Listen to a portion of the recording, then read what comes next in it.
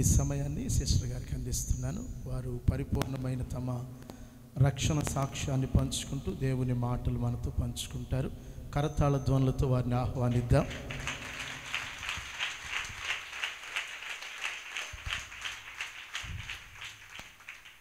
దేవుని నామానికి స్తోత్రాలు. హల్లెలూయా. మరి నాకు అవకాశం ఇచ్చినటువంటి దైవజనులు ఎలియాజర్ ఫ్రాంక్లిన్ అయ్య గారికి, అమ్మగారికి, మరి పెద్దమ్మగారికి నా ప్రత్యేకమైన వందనాలు తెలియచేసుకుంటున్నాను. నిజంగా అయ్యగారు పాట పాడుతుంటే నాకు కన్నీరు ఆగటం లేదండి. నాకు అనిపించింది మీరు ఎంత ధన్యులో, ఎంత అదృష్టవంతులో మన మాటల్లో చెప్పాలి అంటే. ఇలాంటి దైవజనులను కలిగి చక్కగా నిత్యము దేవుణ్ణి స్తుతిస్తూ, నేను వచ్చినప్పుడే ఒక్కొక్క వచనము తెలియచేసి స్తోత్రాలు చెల్లిస్తూ ఉంటే ఆ యొక్క మీరందరూ కలిసి ఏక స్వరముతో స్తోత్రం స్తోత్రం అని చెల్లిస్తూ ఉంటే నేను అనుకున్నాను, ఈ సంఘములో ఏ సమస్యలు కూడా నిలబడలేవు, ఏ శత్రువు కూడా నిలబడలేదు. ఎందుకంటే ఇశ్రాయేలు స్తుతుల పైన మరి ఎరికో కోటలు కూలిపోయినట్టుగా మీరు ఇట్టి విధంగా స్తుతిస్తూ ఉన్నప్పుడే మీ ప్రతి బంధకాలు కూడా ప్రతి నిత్యము కూలిపోతూ ఉన్నాయి. హల్లెలూయా. మరి అంత మాత్రమే కాదు, అమ్మగారు నాకు మొదటగా పరిచయం అండి. మరి అయ్యగారిని అయితే నేను చూడలేదు, కానీ అమ్మగారిని నేను యూట్యూబ్లో మరి సాక్ష్యం ద్వారా నేను చూసి ఉంటున్నాను.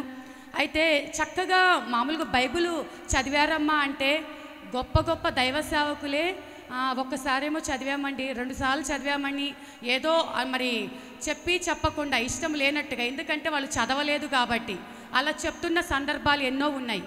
కానీ చదవటం కాదు, కానీ 2 సార్లు మరి 2 సార్లు రాయటమే కాకుండా 3వసారి కూడా మొదలుపెట్టి ఉంటున్నారు. దేవునికే మహిమ కలుగునుగాక. దేవుని చేత అభిషేకించబడిన వారు మాత్రమే ఇట్టి విధముగా దేవునితో సహవాసం చేయగలరు. హల్లెలూయా. దేవుని అభిషేకము లేకపోతే, దేవునితో సహవాసము లేకపోతే మన మనసును కుదుట పెట్టుకొని ఒక్క 10 నిమిషాలు ప్రార్థన చేయటానికే మరి సాతాను ప్రార్థన చేయకుండా అనేక విధాలుగా గలిబిలి చేస్తుంది. అలాంటిది ఇంత పరిశుద్ధ గ్రంథాన్ని తన చేతులతో స్వకీయ హస్తాలతో తను రాయడానికి దేవుడు తన మనసును నిలిపి అమ్మగారికి అటువంటి బలమైన అభిషేకం ఇచ్చి ఉంటున్నారు. సేవకులలో ఉన్న అభిషేకము మీలో కూడా వచ్చునుగాక. ఆమేన్. మరి సాక్ష్యంలోనికి వెళ్ళబోయే ముందు మరి చిన్న ప్రార్థన చేసుకుందామండి. మహాగణుడా, మహోన్నతుడా, పరిశుద్ధుడా, నీ ఘనమైన నామానికి స్తుతులు స్తోత్రాలు. గడిచిన కాలమంతయు కాపాడిన దేవుడివి. 2024లో 4వ మాసం మొదటి వారములో పరిశుద్ధులైన అయ్యా ఈ సహవాసంలో మమ్మల్ని నిలబెట్టినందుకు స్తోత్రాలు. నేనైతే అయ్యా యోగ్యత లేని దానిని, అయ్యా నీ బిడ్డలు ఎదుట నిలబడటానికి నాకు ఎట్టి యోగ్యత లేదు ప్రభువా. అయినప్పటికీ నీ కనికరము చేత, నీ కృప చేత ప్రభువా నా తండ్రి నన్ను నీ సిలువ చాటు మరుగుపరుచుకొని సంఘం ఎదుట నిలబెట్టిన విధానమును బట్టి స్తోత్రాలు. నేను మాట్లాడితే ఎవరికి ప్రయోజనం ఉండదు ప్రభువా, మీరు మాత్రమే మాట్లాడి మహిమ పొందమని, ఇక్కడికి వచ్చిన ప్రజల జీవితాలలో మార్పు దాయిచేయమని, వారి కన్నీరు తొడవమని, నీవే నిజమైన దేవుడివి, సజీవుడివని వారు నాయన నీ తట్టు తిప్పబడినట్లుగా అట్టి ఘనమైన కార్యాన్ని జరిగించమని యేసు నామములో అడుగుచున్నాము తండ్రి. ఆమేన్, ఆమేన్. అయ్యగారు ఇందాక పరిచయం చేస్తూ 3 మాటలు చెప్పారు. యేసు ప్రభు వారిని నమ్ముకోవాలంటే జబ్బైనా రావాలి, డబ్బైనా పోవాలి, అద్భుతమైన జరగాలి. కానీ ఈ 3 నా జీవితంలో జరిగాయండి. హల్లెలూయా. మరి 3 అయ్యగారు చెప్తున్న నిజమే కదా. నేను అంటే ఇంతకుముందు నేను గమనించుకోలేదు, జబ్బు ఒకటి వచ్చింది అనుకున్నాను. కానీ అయ్యగారు చెప్తున్నప్పుడు నిజమే కదా, నాకు ఇవన్నీ జరిగాయి కదా, అందుకే నేను దేవుని తెలుసుకున్నానా అని నేను మనసులో తలంచుకున్నాను. దేవునికి మహిమ కలుగునుగాక. మరి గలతీయులకు రాసిన పత్రిక మొదటి అధ్యాయము 15వ వచనం. అయినను తల్లి గర్భమందు పడినది మొదలుకొని నన్ను ప్రత్యేకపరచి తన కృపచేత నన్ను పిలిచిన దేవుడు నేను అన్యజనులలో తన కుమారుని ప్రకటింపవలనని. చాలండి, ఇక్కడ చూసుకున్నట్లయితే దేవుడు నన్ను ఎట్టి విధంగా పిలిచాడు అంటే తల్లి గర్భమునందు పడినది మొదలుకొని, నేను నా తల్లి గర్భమందు పడినది మొదలుకొని నన్ను ఒక ప్రత్యేక రీతిలో ఒక మార్గంలో దేవుడు నడిపిస్తున్నాడు. నేను అనుకున్నాను, ఎందుకు నాకు ఈ శ్రమ, నాకెందుకు ఈ కష్టము, నా తల్లి ఉంటే ఇలా జరగదు కదా అని అడుగుతూ ఉన్నాను, ప్రశ్నిస్తూ ఉన్నాను. నేను ఎప్పుడైతే దేవుణ్ణి తెలుసుకున్నానో, ఈ మాటలు నేను చూశానో, అప్పుడు నాకు అర్థమైంది నేను అందరిలాగానే, లేకపోతే ఏ స్థితి లేక ఏ గతి లేక నేను దేవుని దగ్గరికి రాలేదు. దేవుడు నా పట్ల ఒక ప్రణాళిక కలిగి ఉన్నాడు. ఎలా అంటే, నేను తల్లి గర్భంలో ఉన్నప్పుడే, నేను అమ్మాయినో అబ్బాయినో తెలియకముందే, నా తల్లిదండ్రులకు తెలియకముందే, కానీ నా దేవునికి తెలుసు ఈ కుమార్తె భూమి మీదకి రావాలి, ఈ కుమార్తె ద్వారా నా అద్భుతములు నేను జరిగించుకుంటాను, నా నామాన్ని ప్రకటించుకుంటాను. ఎవరి దగ్గరంట?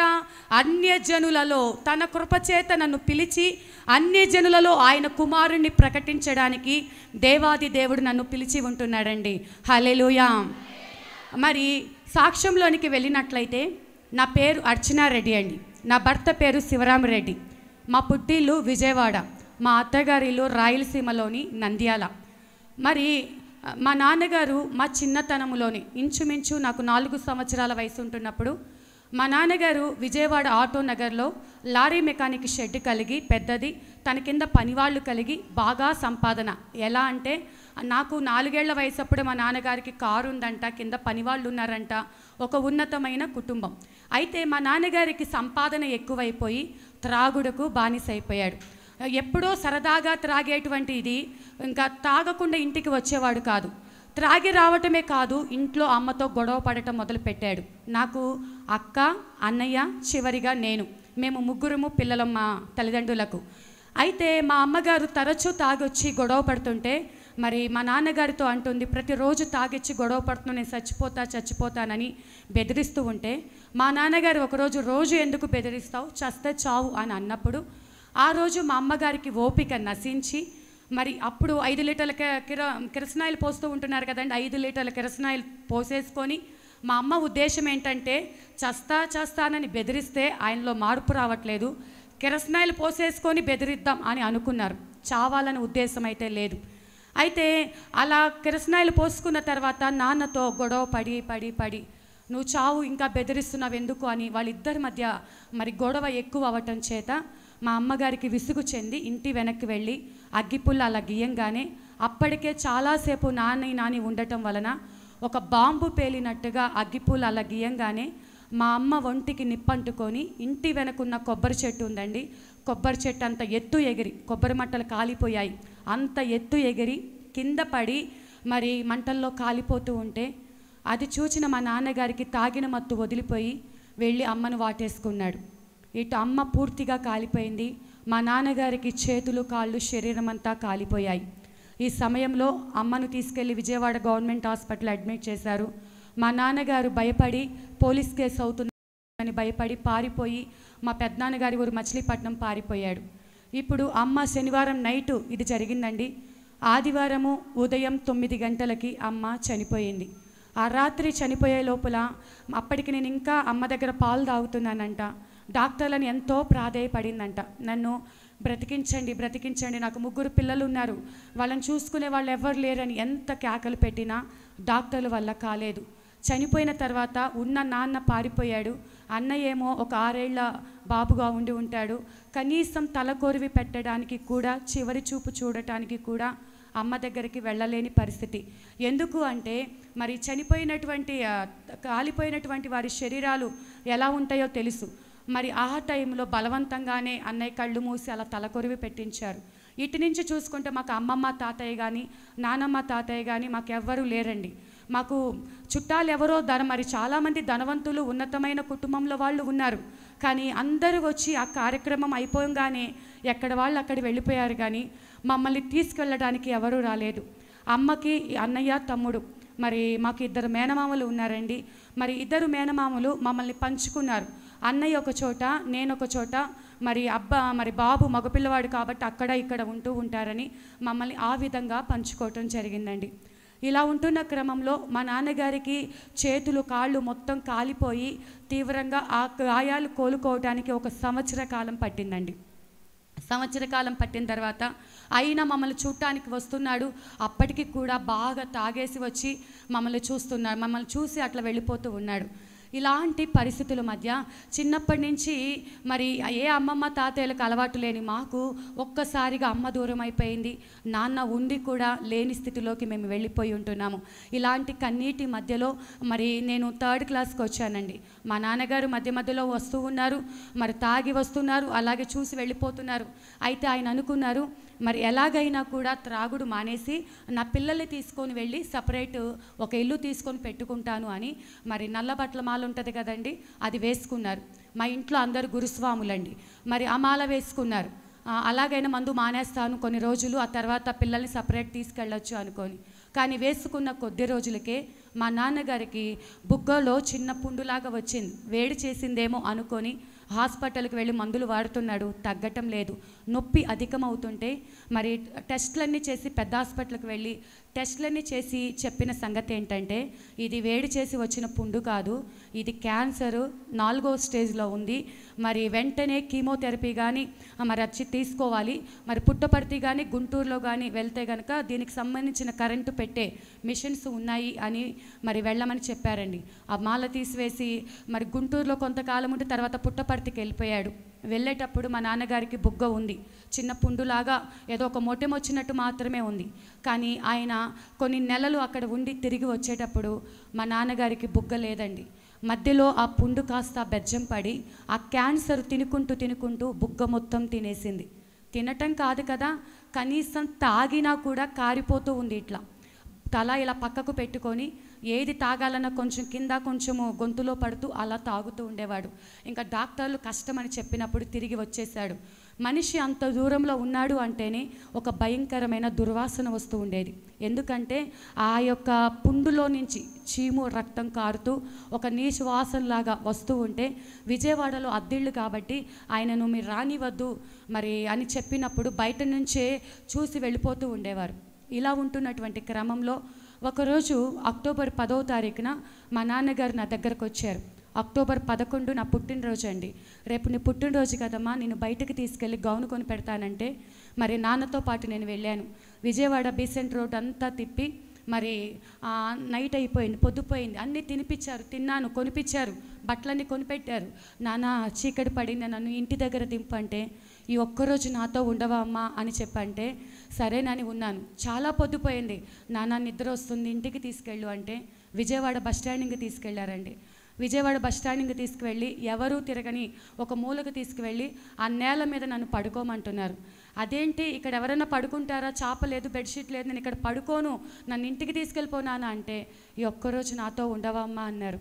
తన భుజం మీద ఉన్నటువంటి ఒక టవలు ఆ బస్టాండ్లో నాకు కింద పరిచి అక్కడ నైటు పడుకోబెట్టారు. తెల్లవారుతుండగా విజయవాడలో రాఘవే పార్క్ అని ఉంటుందండి, మెయిన్ హైవే పక్కనే పార్కు కాలువ ఉంటుంది. ఆ కాలువలో నాకు స్నానం చేపించి ఆ బట్టలు తొడిగి చాక్లెట్లన్నీ ఇచ్చి నన్ను ఇంటి దగ్గర వదిలిపెట్టి బాగా ఏడుస్తున్నారు. నేను కూడా ఏడుస్తున్నాను. నాన్న ఏడుస్తుంటే నాకు ఏడుపు వస్తుంది. కానీ నన్ను వదిలేసి వెళ్ళిపోయారు. తర్వాత అక్టోబర్ 11 నా పుట్టినరోజు నాడు నన్ను వదిలిపెట్టి వెళ్ళారండి. నవంబర్ 5వ తారీఖున మరి నేను స్కూల్లో ఉన్నప్పుడు సడన్గా ఇంటికి వెళ్ళాలి కబురు వచ్చింది. ఏంటి అని అంటే మరి అర్జెంటుగా విజయవాడ శ్మశానానికి వెళ్ళాలి అని. ఎందుకు అంటే మా నాన్నగారికి ఒకరోజు ముందే తాను చనిపోతానని తెలిసి 4వ తారీఖు ఆయన శ్మశానానికి వెళ్ళిపోయి ఆ రాత్రంతా ఆయన అక్కడ కన్నీరు కారుస్తూ కేకలు పెడుతూ మరి మా అమ్మని మణి అని, మా అమ్మ పేరు మణి అండి, అమ్మని మమ్మల్ని కలవరిస్తూ ఆ తెల్లవారుజాము ఎప్పుడో ప్రాణం పోయిందంట. అయితే బ్రతికుండగానే ఆయన దగ్గర దుర్వాసన వస్తుంది కాబట్టి చనిపోయి అప్పటికి కొన్ని గంటలైంది, ఎవరూ రాలేదు అని చెప్పి మరి మున్సిపాలిటీ వాళ్ళు ఎవరైనా రోడ్ల మీద కానీ ఎక్కడైనా చనిపోతే మున్సిపాలిటీ వాళ్ళు అనాథ శవాలని చెప్పి వాళ్ళను కరెంటు మిషన్లో వేస్తారంట. అదేవిధంగా మా నాన్నగారు కూడా అనాథ శవం అనుకొని కరెంటు మిషన్లో వేయాలి అని లాగినప్పుడు ఆ మున్సిపాలిటీ సిబ్బందిలో ఒకరికి మా నాన్నగారు తెలిసి, అయ్యో ఈయన అనాథ కాదు, ఈయన మంచి పేరు కలిగిన వ్యక్తి, ఈయన బావమరుదులు ఉన్నారు, వాళ్ళు మంచిగా ఉన్నారు, పిల్లలు ఉన్నారు అని చెప్పి కొంచెం సమయం ఇవ్వమని ఆ మున్సిపాలిటీ సిబ్బందిలో ఒకరు అధికారుల యొక్క పర్మిషన్ తీసుకొని మాకు తెలియచేయటము, మేము ఎక్కడ వాళ్ళం అక్కడ పరిగెత్తుకుంటూ శ్మశానానికి వెళ్ళటము. అక్కడికి వెళ్ళిన తర్వాత మరి టైం లేదు, అప్పటికి ఇంకా స్మెల్ వచ్చేస్తుంది అని చెప్పి పాడి కట్టించి హిందూ ఆచార ప్రకారం కొబ్బరికాయ కొట్టించి దండేపించి మరి చివరి చూపు అలా చూపించి కరెంటు మిషన్లో వేసేసారండి. అక్కడ ఎప్పుడో ఒకసారి వస్తారు అన్న నాన్నగారు కూడా ఇంకా రారు అని తెలిసింది. అక్కడ శ్మశానం బయట పువ్వులు కొబ్బరికాయలు అమ్ముకునేటువంటి వారు ఇంతమందిని కలిగి ఆయన అనాథలాగా చనిపోయాడు. మా రాత్రంతా కేకలు పెట్టాడు, ఇలా మణి అంట ఏదేదో పిచ్చి పిచ్చి కేకలు పెట్టాడు. మేము ఎవరో పాపం అనాథ ఇలా తల్లడిల్లిపోతున్నాడు, ప్రాణం త్వరగా పోతే బాగుండని అనుకున్నాం. కానీ తెల్లవారుజామున ఎప్పుడో కేకలు ఆగిపోయాయి, అప్పుడు ప్రాణం పోయినట్టు ఉంది అని చెప్పి వాళ్ళు మాకు చెప్పటం జరిగిందండి. మా మేనత్త గారు ఎంఆర్ఓ ఆఫీస్లో ఆరయ్యండి. మా నాన్నగారు బాగా సంపాదించేటప్పుడు ఆయన చుట్టూ ఎంతోమంది స్నేహితులు ఉన్నారు. ఆయనకు బాగా ఉన్నప్పుడు ఆయనను ఆదరించిన వారు కానీ లేకపోతే సొంతం అక్కయ్యుండి ఎవరు కూడా దగ్గరకు తీసినటువంటి స్థితి లేదండి.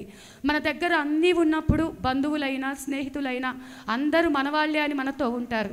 కానీ ఏమీ లేనప్పుడు నేను ఒంటరి అయినప్పుడు మాకు అప్పుడు దేవుడు తెలియదు, కానీ ఇప్పుడు నాకు అర్థమవుతుంది. అలాంటి ఒంటరితనంలో మన దేవుడు మనతో ఉండి మనల్ని ఆదరించే దేవుడు అండి. హల్లెలూయా. మరి ఇలాంటి సమయంలో నాన్నగారు కూడా చనిపోయారు. నేను ఇంకా 7th క్లాస్కి వచ్చానండి. ఈ లోపల భయంకరమైన విగ్రహారాధన. మా మేనమామలకి లారీలు ఉండేవి. ఆ లారీలలో షిరిడికి తిరుపతికి ఎంతమంది ప్రజలు పడితే అంతమందిని ఫ్రీగా తీసుకెళ్తూ ఉండేవాళ్ళు. మరి వాళ్ళు ఒక రెట్టింపు భక్తి చేస్తే వాళ్ళకంటే నేను ఎక్కువ చేయాలి. ఎందుకంటే నాకు తల్లిదండ్రుల ప్రేమ ఏంటో నాకు గుర్తులేదు. నాకు మా మేనమామలే చాలా ఇష్టం అని చెప్పి వాళ్ళకంటే నేను ఇంకా ఎక్కువగా భక్తి చేయాలి అని చెప్పి అనుకుంటూ ఉండేదాన్నండి. ఇలా శివరాత్రి వచ్చినంటే నైట్ అంతా ఒక్కదాన్ని కూర్చొని జాగారాలు చేయటం కానీ లేకపోతే రేపు పండగంటే ఈరోజు నిద్రపోయేదాన్ని కాదు. మరి గుండ్లు చేపించుకోవటం కానీ ఉపవాసాలు ఉండటం కానీ రేపు పండగ అంటే ఈరోజు నాకు ఒక పిచ్చి. ఎప్పుడు తెల్లారిపోతుందా, ఎప్పుడు పెద్ద పెద్ద ముగ్గులు వేయాలా, ఇంటిని అంత అందంగా అలంకరించాలా, ఇలా అని ఒక పిచ్చిలో ఉండేదానండి. మరి అదే విధంగా అలా ఉంటున్నటువంటి పరిస్థితిలో నాకు సడన్గా ఒకరోజు వాంతులు విరోచనాలు అధికమైపోయాయి. హాస్పిటల్కి తీసుకెళ్తే అడ్మిట్ చేసి సెలైన్ బాటిల్స్ పెట్టారండి. పెట్టాక ఈ అమ్మాయికి టైఫాయిడ్ కామెర్లు ముదిరిపోయాయి. మరి వెంటనే హాస్పిటల్లో ఉంచాలి, కొన్ని రోజులు ఉంచాలి అని ప్రతిరోజు సెలైన్స్ మీదనే నేను ఉన్నాను. అయితే డిశ్చార్జ్ అయ్యే సమయానికి వాంతులు విరోచనాలు ఇవన్నీ కామెర్లు టైఫాయిడ్ తగ్గింది, కానీ నాకు ఇంకొక వ్యాధి బయటపడింది. అది ఏంటి అంటే విపరీతమైన ఆయాసము, దగ్గు. ఇలా స్ట్రైట్గా నిలబడేదాన్ని కాదు. నేను చదివేదేమో 7th క్లాసు, అట్లీస్ట్ నా స్కూల్ బ్యాగ్ కూడా మొయ్యలేనంత స్థితికి నేను వెళ్ళిపోయి ఉన్నాను. ఇలా నడుము వంగిపోయి ఊపిరాడకుండా దగ్గుతూనే ఉండేదాన్ని.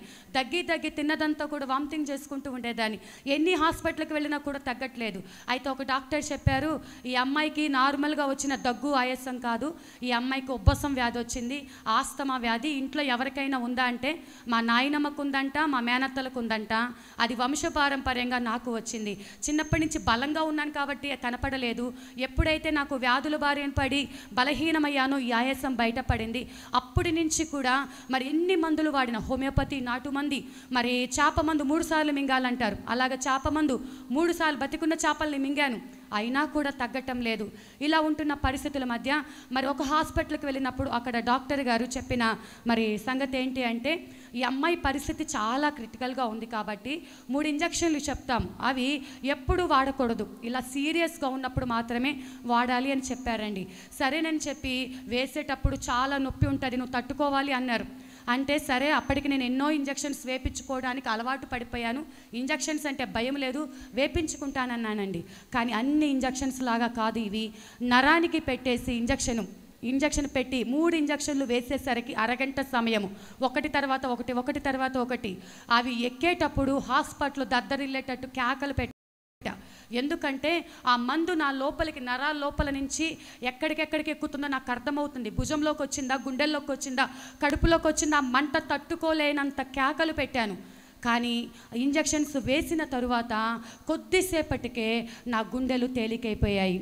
గుండెలు తేలికైపోతే నేను అనుకున్నాను, మా యొక్క అరగంట సేపు బాధ భరించాను, కానీ ఈ యొక్క బాధ తగ్గిపోయింది. అప్పటిదాకా ఊపిరి ఆడదు, నోరు తెరుచుకొని ఊపిరి పీల్చుకోవాలి. పైన దురదైతే ఎవరైనా గోక్కుంటారు, లోపల దురద పుట్టి ఆ దురదతో అంటుకోలేక గుండెలకేసి బాదుకునేదాన్ని. కడుపు నిండా తినటానికి లేదు, ఫ్రెండ్స్తో ఒక బ్యాగ్ తీసుకున్న ఒక ఆట ఆడుకోవటానికి లేదు. ఇలాంటి స్థితి మధ్య ఈ డాక్టర్ మంచి మందులు ఇచ్చాడు.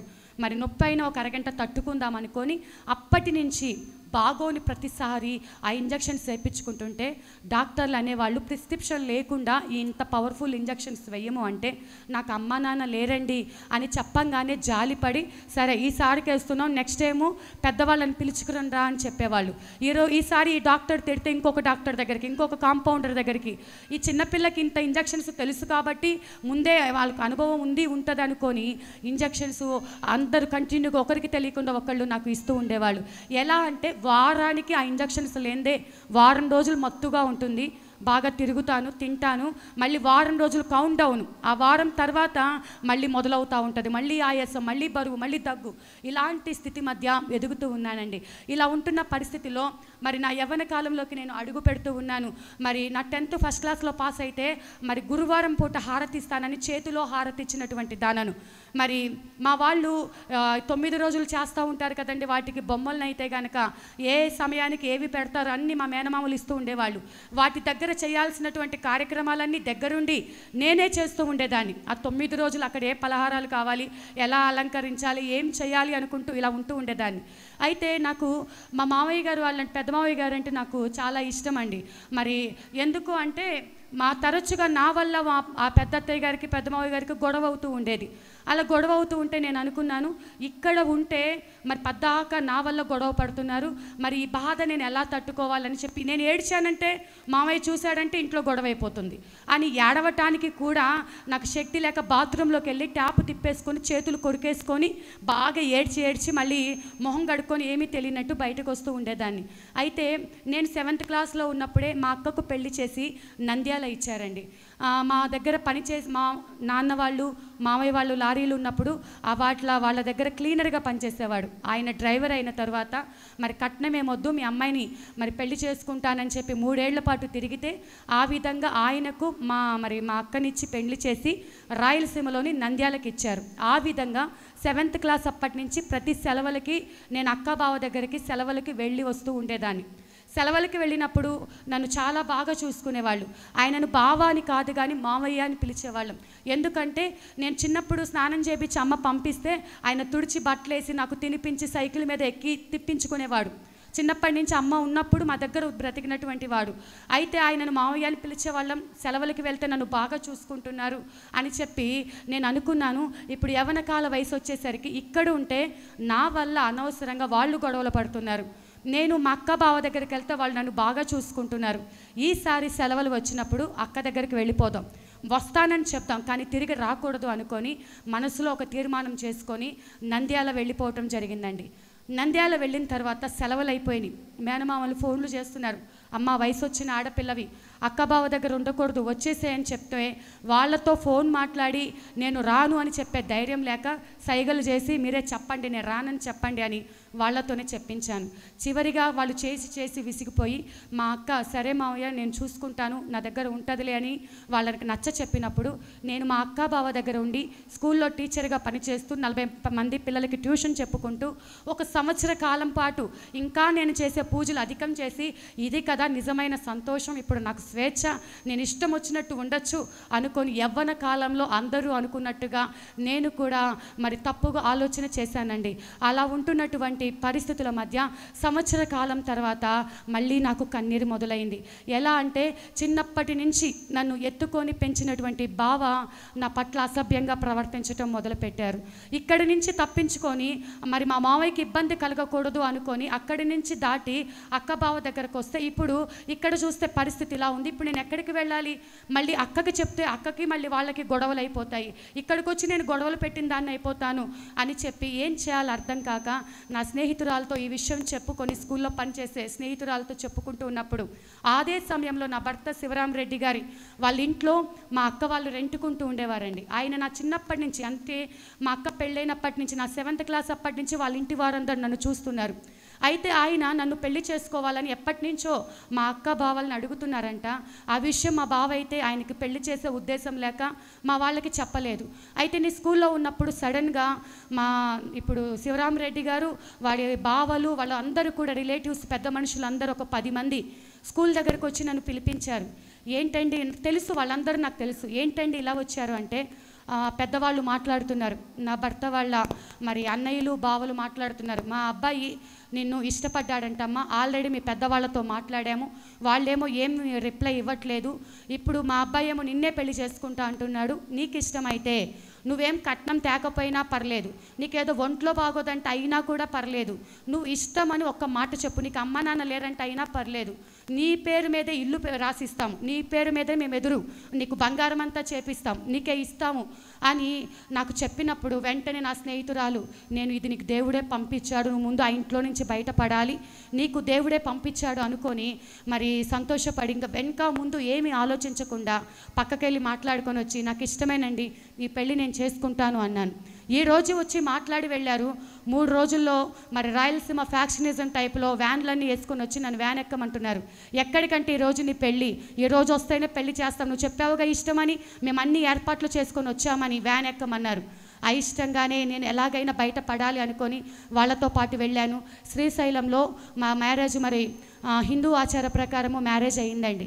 మ్యారేజ్ అయిన తర్వాత ఇంటికి ఫోన్ చేశాను, అక్క బావకి చెప్పాలి అని ఫోన్ చేస్తే మా బావ చాలా అసభ్యకరంగా నాతో మాట్లాడుతున్నారు. అయితే నా భర్త తరపు పెద్దవాళ్ళు అన్నారు, కోపంలో కాబట్టి అలాగే తిడతారు, కోపం తగ్గిపోయాక వాళ్ళే సంతోషపడతారు, ముందుగా మాట్లాడిన సంబంధమే కదా, ఏం ఇబ్బంది ఉండదు అన్నారు. అట్లా ఒక వారం రోజులు దూరంగా ఉండి తర్వాత మా అత్తగారింటికి వచ్చానండి. మా అత్తగారింటికి మా అక్క వాళ్ళ ఇంటికి ఒక 2-3 కిలోమీటర్ల దూరమే, దగ్గరే అనమాట. అయితే మా అత్తగారింట్లో నేను ఒంటరిగా ఉన్నాను. ఇప్పుడు మా అక్క వచ్చి మరి ఇలా నువ్వు పెళ్లి చేసుకున్నావని మేనమావలు నన్ను విజయవాడలో ఉన్నటువంటి మామయ్య వాళ్ళు తిడుతున్నారు, నీకు ఇష్టమై నువ్వు పెళ్లి చేసుకున్నావని చెప్తూ కానీ రమ్మని చెప్పినప్పుడండి నేను ఇంక ముందు వెనక ఏం ఆలోచించకుండా మా అక్కకి ఇబ్బంది కలగకూడదు, మా అక్కకి వెళ్ళి నేను చెప్తాను, అక్క నువ్వు బాధపడొద్దు, నువ్వు ఏడవద్దు, నేను మాట్లాడతానని చెప్పి అక్కతో పాటు వెళ్ళానండి. ఎందుకంటే అప్పట్లో సెల్ ఫోన్స్ లేవు, ఎస్టీడీ బూత్ దగ్గరికి వెళ్ళాలంటే మెయిన్ సెంటర్ దగ్గరికి వెళ్ళాలి. ఇంకా మా అక్కతో పాటు వెళ్తూ ఉన్నప్పుడు ఆ ఎస్టీడీ బూత్ దగ్గరికి 4 రోడ్ల మధ్యకి మరి వెళ్ళే సమయానికి మా బావ దాక్కొని ఉన్నాడు. అమాంతం నా మీద పడిపోయి, నా జడ చాలా పొడవుగా ఉండేది, జడను చేతికి మెలేసి చుట్టి రోడ్డు మీద ఒక పిచ్చి కుక్కను కొట్టినట్టు నన్ను కొడుతున్నాడండి. ఎలా కొడుతున్నాడంటే రోడ్డు పక్కన డ్రైనేజీలో నా తల వేసి ఇరికించి నా గొంతు మీద కాలేసి గాజులు పగిలిపోయి రక్తం కారిపోతుంది. ఆయన నుంచి విడిపించటం ఎవరి వల్ల కాలేదు, అందరూ చూస్తున్నారు కానీ ఎవరి వల్ల కూడా ఆయన నుంచి విడిపించటం సాధ్యం కాలేదండి. ఇలాంటి కొట్టి ఆయన కోపం తీరిపోయాక నన్ను వదిలేసి వెళ్ళిపోయారు. తర్వాత నా భర్త తరపునటువంటి వారందరూ వచ్చారు, మా బావగారులు అందరూ వచ్చి మరి నా భర్త వాళ్ళు 3 అన్నదమ్ములు, వాళ్ళందరూ వచ్చి మా ఇంటికి వచ్చిన ఆడపిల్లను నడి రోడ్డు మీద కొడతారా అని వాళ్ళు రౌడీలకి డబ్బులు ఇప్పించి మరి మా అక్క వాళ్ళ ఇంటి మీదకి గొడవకి వెళ్ళారు.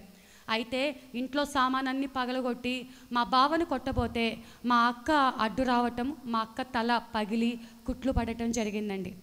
ఇలాంటి పరిస్థితుల్లో మా అక్కను తీసుకెళ్ళి వాళ్ళు కేసు పెట్టించారు, నన్ను తీసుకెళ్ళి కేసు పెట్టించారు. ఏంటి కేసు?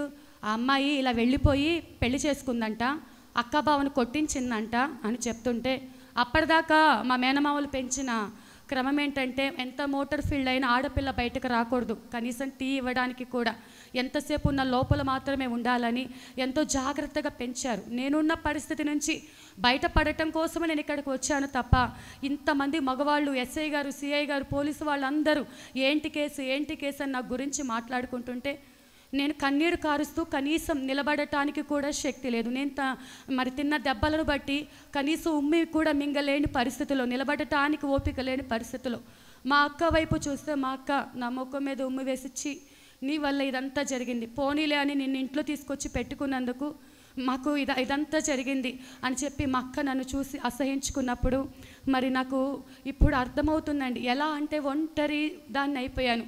వెనక్కి తిరిగి చూసుకుంటే నాకంటూ ఎవరూ లేరు, నా పరిస్థితి ఏంటి, నేను ఇలా అయిపోయాను అనుకున్నాను. దావీదు మరి యెషయికి మరి సంతానం అయినప్పటికీ 7 సంతానము మరి ముందు మరి దావీదు కంటే ముందు 7 అన్నదమ్ములు ఉన్నారు, 2 అక్కలు ఉన్నారు. అయినప్పటికీ దావీదు ఎప్పుడూ కూడా ఒంటరిగానే అరణ్యంలోనే మరి ఆయన జీవితం అంతా గడిపాడు. ఎందుకు? అందుకే అంటాడు ఆయన 71వ కీర్తనలో 7వ వచనంలో అంటాడు, నేను ఒక వింతలాగా ఉన్నాను అని అంటాడు. నేను ఒక వింతలాగా ఉన్నాను అంటాడు. మరొక చోట అంటాడు, నేను నరుడను కాదు, నేను పురుగును అంటాడు. నా తల్లి గర్భమందు నేను బయటకు వచ్చినప్పుడు నా తల్లి తప్ప వేరెవ్వరూ లేరు అంటారండి.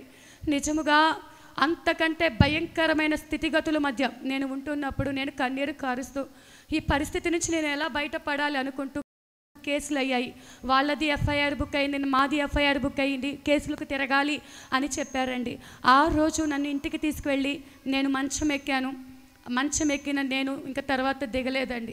ఎలా అంటే కనీసము బాత్రూమ్కి కూడా వెళ్ళలేని పరిస్థితి. నా భర్త నన్ను చేతులు పట్టుకొని బాత్రూమ్కి తీసుకెళ్తున్నాడు. మా అత్తయ్య గారు నాకు స్నానం చేపిస్తున్నారు.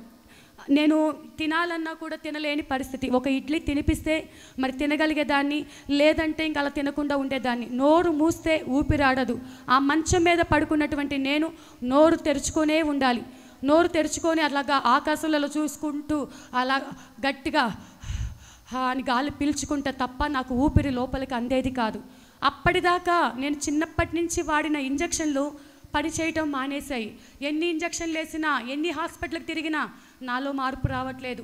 ఇప్పుడు మా అత్తయ్య గారు అంటున్నారు, ఏరా ఇష్టపడ్డాను అంటే ఏమోలే, కట్నం తీసుకురాకపోయినా అనాథైనా సరే అనుకున్నాం, బాగోదంటే ఏదో చిన్న వ్యాధి ఏమో అనుకున్నాం, రేపో మా పేరు వచ్చి ఇలాంటి రోగిష్టి దాన్ని పెళ్లి చేసుకొచ్చుకున్నావని నా ముందే మా అత్తయ్య తిడతంటే రోషం తెచ్చుకొని అవును అనుకొని మంచం దిగటానికి కూడా ఓపిక లేక నేను ఆ మంచం మీద పడుకొని కన్నీళ్లు కారుస్తూ చిన్నప్పటి నుంచి నేను ఎంతమంది దేవతలకు దేవుళ్ళు అని పిలువబడుతున్నటువంటి వారికి పూజలు చేశానో, ఎన్ని ఉపవాసాలు చేశానో, ఎంత భక్తి చేశానో వాళ్ళందరికీ పేరు పేరున పిలవటం మొదలుపెట్టా.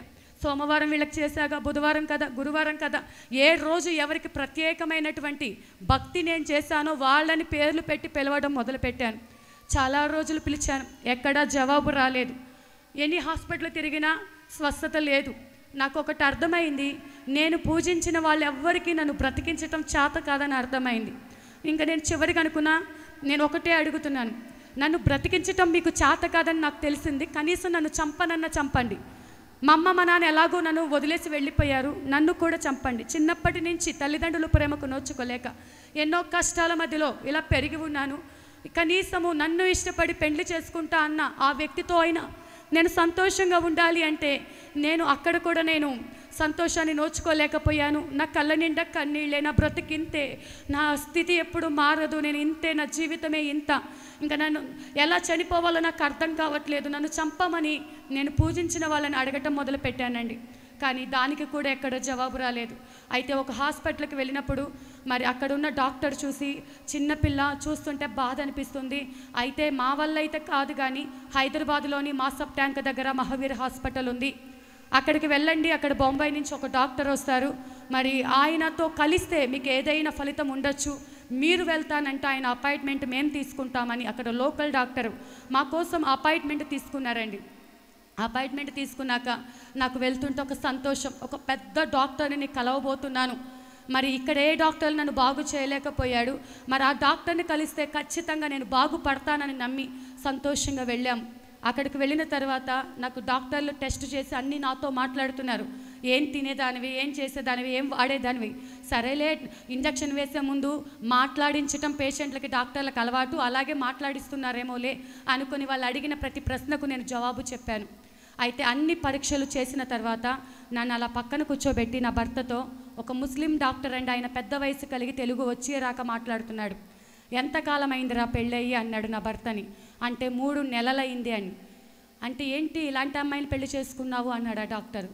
నా భర్త షాక్ అయ్యి, అదేంటండి మరి ఏమైంది, తను బాగా ఉంటుంది, ఎందుకంటే నాకు పెళ్ళయ్యేంత వరకు నేను ట్యూషన్ చెప్పుకుంటూ స్కూల్లో టీచర్గా పనిచేస్తూ ఇంట్లో పని నేను చేయగలిగినంత వరకు చాలా చక్కగా యాక్టివ్గా ఉంటూ ఉండేదాన్ని, నాకు ఏ బలహీనత ఉన్నట్టు ఎవరికీ కనిపించేదాన్ని కాదు, అమ్మాయి చాలా బాగుండేదండి. ఈ మధ్య కొంచెం దెబ్బలు తగిలాయి, అప్పటి నుంచి ఇలా మంచాన పడింది అంటే దెబ్బల వలన కాదు అని నా పళ్ళు చూపించమని అడిగారండి. నా పళ్ళు చూపించమని అడిగితే అప్పటికి నా పళ్ళు చూపిస్తే పిల్లులకున్నట్టుగా ముక్కలు రాలిపోయి చిన్న చిన్న ముక్కలు ఉన్నాయి. అయితే మరి అలా అన్నారు ఆయన, ఈ పళ్ళు ఎలాగైతే అయ్యాయో లోపల ఎముకలు మొత్తము కూడా రాలిపోయాయి, ఇక్కడ కనిపిస్తున్నాయి కాబట్టి మీకు తెలియడం కోసం నేను పళ్ళను చూపించమని. అంతకుముందు నేను అన్నం తినేటప్పుడు, ఏదైనా తినేటప్పుడు, ఏదైనా కొరికినప్పుడు ఏదో ఇసుక కలిసినట్టుగా నా నోట్లో కలిసేది, కానీ అది నా పళ్ళు ఊడిపోతున్నాయి, రాలిపోతున్నాయని నేను గమనించుకోలేకపోయానండి. అయితే అసలు నా పళ్ళు ఊడిపోయిన సంగతి కూడా నేను గమనించుకోలేని స్థితిలోకి నేను వెళ్ళిపోయాను. డాక్టర్లు చెప్పింది ఏంటంటే, ఈ అమ్మాయిలో ఉన్న ఎముకలు మొత్తము కూడా డెలికేట్ అయిపోయి కాల్షియం అంతా రాలిపోతుంది, కింద పడితే మోకాలు చిట్లిపోతుంది, గట్టిగా వెనక్కి తిప్పితే చెయ్యి ఇరిగిపోతుంది. లివర్ డ్యామేజ్ అయ్యింది, గర్భసంచి కుళ్ళిపోయింది. ఎందుకంటే ఏమైంది అంటే ఈ అమ్మాయి చిన్నప్పటి నుంచి ఇంజక్షన్స్ వాడుతుందంట. నీకు తెలుసా అంట? తెలుసండి, అవి లేకపోతే ఉండలేదు, అవి లేకపోతే నిద్రపోదు, తినదు అంటే వాటిని ఇప్పుడు కరోనా టైంలో అందరికీ తెలిసింది, వాటిని స్టెరాయిడ్స్ అంటారండి. నాకు తెలియకుండానే నా చిన్నప్పటి నుంచి నేను ఆ స్టెరాయిడ్స్కి బానిసనైపోయాను. ఒక్కొక్కసారి రేపు పండగ అంటే ఎక్కడ ఆయాసం దగ్గు వచ్చి నీ పండగ చేసుకోలేనేమో అనుకొని వారానికి 2 సార్లు కూడా ఆ డోసు వేసుకున్న సందర్భాలు ఉన్నాయి. ఆ హెవీ డోస్ అప్పటికి నా వయసు 18 సంవత్సరాలండి. 18 సంవత్సరాల వయసులో డాక్టర్లు చెప్పిన మాట ఏంటంటే 80-90 సంవత్సరాలకు వాడాల్సిన పవర్ఫుల్ మెడిసిన్ ఈ అమ్మాయి వాడేసింది. ఇప్పుడు నా భర్త అంటున్నాడు, ఆపరేషన్ అయినా ఏ మెడిసిన్ అయినా వాడతామంటే మరి ఏదైనా బాడీ రెస్పాండ్ అయితే ట్రీట్మెంట్ చేయగలం, బాడీ రెస్పాండ్ అవ్వటం లేదు. ఈ అమ్మాయి చిన్నప్పుడే పవర్ ఎక్కువ వాడటం వల్ల ఏ మందు కూడా పనిచేయటం లేదు. బాడీ రెస్పాండ్ అయితే మేము ట్రీట్మెంట్ ఇస్తాం, మరి చేయట్లేదు కాబట్టి కూడదని ఉంచితే చివరి దినాలు హాస్పిటల్లోనే అయిపోతుంది. చిన్న వయసు కాబట్టి ఇంటికి తీసుకెళ్ళి మీ మధ్యలో ఆ ప్రాణం పోతే బాగుంటుంది. వారమే బ్రతికిద్దో 4 రోజులు బ్రతికిద్దో తెలియదు. మరి ఉన్న 4 రోజులు కూడా గాజు బొమ్మలాగా చూసుకోవాలని డాక్టర్లు చెప్పారండి. అంత పెద్ద హాస్పిటల్కి వెళ్ళిన నాకు ఏదో గొప్ప ట్రీట్మెంట్ జరిగిద్ది అనుకున్నాను, కానీ అదంతా కాకుండా నన్ను మరి డాక్టర్ గారు ఇంటికి పంపించేశారండి. ఆ సమయంలో నా భర్త మా మేనమామలకి కబురు పెట్టారు. ఇద్దరం ఏడుస్తూ చేసేది లేక మా మేనమామలకి కబురు పెట్టారు విజయవాడకి. ఇదిగో మరి ఇలా చివరి క్షణాలు అంటున్నారు డాక్టర్ గారు, బ్రతకదు అంటున్నారు, ట్రీట్మెంట్ చేసిన కష్టము అంటున్నారు అని చెప్పినప్పుడు మా మామయ్య వాళ్ళు మరి వెంటనే విజయవాడకి రండి, ఇక్కడ కూడా గుంటూరు విజయవాడలో పెద్ద పెద్ద హాస్పిటల్స్ ఉన్నాయి, ఇక్కడ కూడా మేము అపాయింట్మెంట్ తీసుకుంటాము అని చెప్పటం జరిగిందండి. ఆ విధంగా మొదటిగా గుంటూరు రావటము, గుంటూరులో చాలా హాస్పిటల్లో చూపించుకోవటం, హైదరాబాద్లో కంటే కూడా ఇంకా ఘోరంగా చెప్పారు బ్రతకదు అని. తర్వాత విజయవాడలో కూడా చూపించుకున్నాను. మరి ముందుగా హాస్పిటల్స్కి వచ్చి అన్నీ తిరిగాక అక్కడ కూడా బ్రతకను అన్నాక నన్ను ఇంటికి తీసుకెళ్లారండి. ఇప్పుడు మొదటిగా నాకు జబ్బు వచ్చింది. రెండవది నేను చెప్తాను, మా మేనమామలు నేను విజయవాడ నుంచి నంద్యాల అంటే అక్కాబావ దగ్గరికి వెళ్ళకముందు వాళ్ళు బాగా ఉన్నతంగా ఉన్నారు, లారీలు ఉన్నాయి, చక్కగా వాళ్ళు బాగానే ఉన్నారు. కానీ నేను అక్కడికి వెళ్ళిన తర్వాత వాళ్ళ లారీలు యాక్సిడెంట్లు అయిపోయి ఆ యొక్క ఫైనాన్స్ వాళ్ళ మీద పడి లారీలు తీసుకెళ్ళిపోయిన తర్వాత వాళ్ళు అప్పులు పాలైపోయి వాళ్ళు తినటానికి కూడా తిండి లేక అప్పులు వాళ్ళు వచ్చి మీద పడుతుంటే ఆ కష్టం తట్టుకోలేక వాళ్ళు ఇంకా పిల్లల్ని బ్రతికించుకోలేము, ఈ బాధలు తట్టుకోలేము అనుకున్న ఆ సందర్భంలో ఇంకా చచ్చిపోవాలని ఒక తీర్మానం చేసుకున్నారంటండి. అంతకుముందు మా పెద్ద మామయ్య గారు ఎలాంటి పరిస్థితి అంటే ఎవరైనా క్రైస్తవులను చూస్తే ఈ క్రైస్తవులే ఇంత, మా ఇంటికి ఒక సేవకుడు వస్తూ వెళ్తూ ఉండేవారు, ఆ సేవకులను చూసి టీ టైంకి వచ్చాడు, టిఫిన్ టైంకి వచ్చారని ఎగతాళి చేస్తూ ఉండేవారు. ఈ క్రైస్తవులు భర్తలు బ్రతకుండగానే భర్తలు చనిపోయినట్టుగా విధవరాళ్ళలాగా తిరుగుతూ ఉంటారని క్రైస్తవులు తిట్టేవారు. సేవకులకు పని పాట ఏముండదని సేవకులు తిట్టేవాడు. మరి కులమును బట్టి మతమును బట్టి ఎంతో చిన్నతనంగా మాట్లాడే వ్యక్తి ఆ రోజు నేను ఇంటికి వెళ్ళినప్పుడు చుట్టూ అంతకుముందు ఎలా ఉంటుందంటే ఒక టెంపుల్ లాగా ఉంటుంది, చుట్టూ ఫొటోస్ దండలు అలా ఉంటాయి. కానీ ఆ రోజు ఇంట్లో ఏమీ లేవు, ఇల్లు ఖాళీ చేశారేమో, ఇంకా అలంకరించుకోలేదేమో అనుకున్నాను. ఆ తెల్లవారుజామున మా పెద్ద మావయ్య గారు పెద్దగా ఏడుస్తున్నారు. మరి ఆ తెల్లవారుజామున ఎవరు ఏడుస్తున్నారు ఉలిక్కి పడి లేచి చూస్తే ఆయన గట్టిగా యేసయ్యా యేసయ్యా అని ప్రార్థన చేస్తున్నారండి. హల్లెలూయా. ఏ నోటితో అయితే సేవకుల్ని దూషించారో, క్రైస్తవుల్ని చిన్నచూపు చూశారో, మరి అలాంటి నోటితో మరి యేసయ్యా యేసయ్యా అని ప్రార్థన చేస్తున్నారేంటి? అది ఏడుస్తూ మరి ఎంతగానో గట్టిగా ఏడుస్తూ నిలువు మోకాళ్ళ మీద ప్రార్థన చేస్తుంటే ఇది నిజమా కాదా అని ఆశ్చర్యపోయాను. అయితే తెల్లవారిన తర్వాత జరిగిన సంగతి ఏంటంటే చెప్పారు, ఇలా వెళ్ళిన తర్వాత అప్పులు వాళ్ళు మీద పడితే చనిపోవాలి అనుకుంటున్న సమయంలో ఒక సేవకునితో దేవుడు మాట్లాడి, ఇదిగో నువ్వు ప్రేమిస్తున్నావు, నువ్వు వెళుతున్న ఆ కుటుంబం చనిపోవాలనుకుంటున్నారు, నువ్వు వెళ్ళి చెప్పు, వారు చనిపోవటానికి వీల్లేదు, నేను వారిని బ్రతికించుకుంటాను అన్నప్పుడు ఆయన భయపడుతూనే సేవకుడు వాళ్ళు వినరయ్యా, వాళ్ళు ఎంత చెప్పినా వినరనుకొని మైనా కూడా పరిశుద్ధాత్మ స్వరమునకు లోబడి వచ్చి ఆ కుటుంబంతో మాట్లాడటం, ఆ సమయానికి దేవుడు మాట్లాడిన ప్రతి మాట వారి జీవితంలో అది నిజమవటం నిజమే కదా. మేము చనిపోవాలనుకున్నాం కదా, ఈ అవమానాలు తట్టుకోలేక, పిల్లల్ని పోషించుకోలేక, ఈ బాధలు తట్టుకోలేక మేము చనిపోవాలనుకున్నది నిజమే, ఈ సంగతి తెలిసింది, నిజముగా దేవాది దేవుడే మమ్మల్ని చూస్తున్నాడు అని వారు అప్పుడు ఆయన రక్షకుడుగా అంగీకరించడం జరిగిందండి. హల్లెలూయా. ఆ విధముగా ఇద్దరు మామయ్య వాళ్ళు, మేనమామలు, మరి అత్తయ్యలు దేవుణ్ణి నమ్ముకోవటం జరిగింది. ఇప్పుడు నాకు పరిచయం చేస్తున్నారు తెల్లవారిన తర్వాత. అమ్మ, మేము ఎలా విగ్రహారాధన చేశామో, ఎలాంటి భక్తి చేశామో నువ్వు చూసావు, ఈ దేవుడిని నువ్వు కూడా నమ్ముకోమ్మా, నిన్ను బ్రతికిస్తాడు అని అన్నప్పుడు, మరి ఇందాక అయ్యగారు చెప్పారు, రోగం వచ్చింది, డబ్బు పోయింది. మరి సరేనని చెప్పి మా మేనమామలు ఏది చెప్తే అదే నాకు కరెక్టు, వాళ్ళే నమ్ముకోగలేండి, నేను నమ్ముకుంటే ఇదా అనుకొని వాళ్ళ కోసమని మందిరానికి వెళ్ళటానికి అంగీకరించానండి. ఒక ఆదివారం నన్ను తీసుకొని వెళ్ళారు. ఇలా ప్రజలు కూర్చున్నారు, చివర ఆ కుర్చీలు వెనక నన్ను పడుకోబెట్టారు. కూర్చోవడానికి ఓపిక లేదు, అడుగు తీసి అడుగు వేయలేని పరిస్థితుల్లో నేను ఉంటున్నాను. అయితే దైవజనులు అప్పటికే వాక్యం చెప్తున్నారు. ఏమని, నేను ఆ యొక్క మందిరంలోకి అడుగు పెట్టేసరికి నాకు వినపడుతున్న మాటలు, స్త్రీ తన గర్భమున పుట్టిన బిడ్డనైనా మరచునేమో కానీ నేను నిన్ను మరువను, నేను నిన్ను రక్షించుకుంటాను, నీకోసమే నా ప్రాణం పెట్టాను అంటే ఆ మాటలు విన్న నాకు అర్థమైందండి. కానీ నేను అనుకున్న వీళ్ళకి మా మామయ్య వాళ్ళు ముందే చెప్పుంటారు, అందుకే ఈ పాస్టర్లకు పని పాట ఉండదు. ముందే మా వాళ్ళ గురించి ఇన్ఫర్మేషన్ తెలుసుకొని, నా గురించి తెలుసుకొని, నా గురించే చెప్తున్నారు. మా అమ్మ నాన్న విడిచిపెట్టింది ఈయనకెందుకని నేను సేవకుల్ని దూషించుకుంటున్నటువంటి వ్యక్తిని. అయితే ప్రార్థన అంతా అయిన తర్వాత మా వాళ్ళు వచ్చి సేవకునికి పరిచయం చేస్తున్నారు. ఇదిగో మా మేనకోడలు చావు బ్రతుకుల మధ్య ఉంది అని చెప్తున్నప్పుడు, అంటే నా గురించి ఈయనకు తెలీదా? నా గురించి తెలియకుండానే నాతో మాట్లాడింది ఈ యొక్క సేవకుడు కాదా, ఈ పాస్టర్ గారు కాదా, నాతో మాట్లాడింది మరి ఎవరు అని ఆ మాటలు పదే పదే నా హృదయంలో మారుమోగుతూ ఉన్నప్పుడు నాకు అర్థమైంది, ఆ యొక్క స్వరము దేవుని స్వరం అని నేను అంగీకరించాను. హల్లెలూయా. ఆ మాటలు విన్న తర్వాత ఇంటికి వెళ్ళాక నా భర్తతో చెప్పాను, ఏ హాస్పిటల్కి వెళ్ళినా నువ్వు చచ్చిపోతావని నా ముఖానే చెప్తున్నారు కదా, ఈ దేవుడైతే మరి నా అమ్మ నాన్న విడిచి వెళ్ళినా నేను నిన్ను విడిచిపెట్టాను, నీకోసమే నా ప్రాణం పెట్టాను అంటున్నాడుగా, నేను ఎలాగో చచ్చిపోతాను, ఈ దేవుని దగ్గరికి వెళ్దాం, నాకు కొంచెం మనసులో నెమ్మదిగా ఉంది అని చెప్పాను. నా భర్త కూడా సరేలే నీకు ఇష్టమైతే అలాగే వెళ్దాం అన్నారండి. ఆ విధంగా మొదలైనటువంటి మా జీవితం. ఎక్కడికో చోటకిలే అనుకొని అలాగ మందిరానికి వెళ్తూ ఉన్నప్పుడు కానీ దేవుడు నన్ను విడిచిపెట్టలేదండి. ప్రతి వాక్యములో సూటిగా నాతోనే మాట్లాడుతుండేవాడు. నా హృదయాన్ని సంధించి నాకు ఒక పిచ్చిలాగా, ఎలా అంటే లోకానికి అది అర్థం కాదు, ఆ వింతైన ప్రేమ ఆయన మన ఎడలో చూపించినప్పుడు ఆ ప్రేమ మనకే తెలుసండి. లోకానికి అది వెర్రితనంగాను పిచ్చితనంగానే ఉండొచ్చు. నేనైతే మందిరంలో కూడిక లేకపోయినా పీడబ్ల్యూడి గ్రౌండ్లో మీటింగ్స్ జరుగుతుంటే నన్ను తీసుకెళ్ళండి అని ఏడ్చేదాన్ని. గ్రౌండ్ బయట ఆటో దిగితే గ్రౌండ్ లోపలికి నడవటానికి గంట సమయం పట్టేది, అడుగు వేసుకుంటూ నన్ను చేతులు పట్టుకొని నడిపించడానికి. అయితే ఈ యొక్క క్రమంలో దేవుడు నాతో మాట్లాడుతున్నప్పుడు, నాలో విశ్వాసం పెరుగుతున్నప్పుడు, దేవుని ప్రేమను నేను తెలుసుకుంటూ ఉన్నప్పుడు, మరి కొన్ని రోజుల్లో చనిపోతానన్న నేను 4 రోజులు లేదా వారం రోజులు అన్నారు, కానీ నాలో మార్పు మొదలైంది. హల్లెలూయా. మరి నాకు నేనుగా నా పనులు చేసుకోగలుగుతున్నా, తినగలుగుతున్నాను, నడవగలుగుతున్నాను. అప్పటికి 2 నెలలు గడిచాయి. హల్లెలూయా. ఇప్పుడు నా భర్తతో నేను అంటున్నాను, మరి నేను ఎలాగో చచ్చిపోతానని అత్తయ్య గారు బాగా తిట్టారు కదా, నేను ఇప్పుడు బ్రతికున్నాను, కొంతకాలమైన అత్తయ్య ఎదుట కనపడాలి, మనం వెళ్ళిపోదామని మా అత్తగారింటికి వెళ్ళానండి. ఇప్పుడు నా భర్త అంటున్నాడు, ఇప్పటిదాకా ఒక ఎత్తు, మా అమ్మకి గనక మనం దేవుని నమ్ముకున్నామని తెలిస్తే మనల్ని ఇంట్లో ఉండనివ్వదు, ఇది రహస్యంగా ఉండాలి. అక్కడ స్థితి చూసుకుంటే మా అత్తగారి వాళ్ళు కూడా అక్కడ మాలలు, అక్కడ మహానంది ప్రాంతం ఉంటుందండి. మరి గూగుల్లో యూట్యూబ్లో కొడితే మీకు తెలుస్తుంది, నంద్యాలకు కొన్ని కిలోమీటర్ల దగ్గరలో. ఆ ప్రాంతము పక్కనే గోపవరంలో మా అత్తయ్య గారి పొలం ఉంటుంది.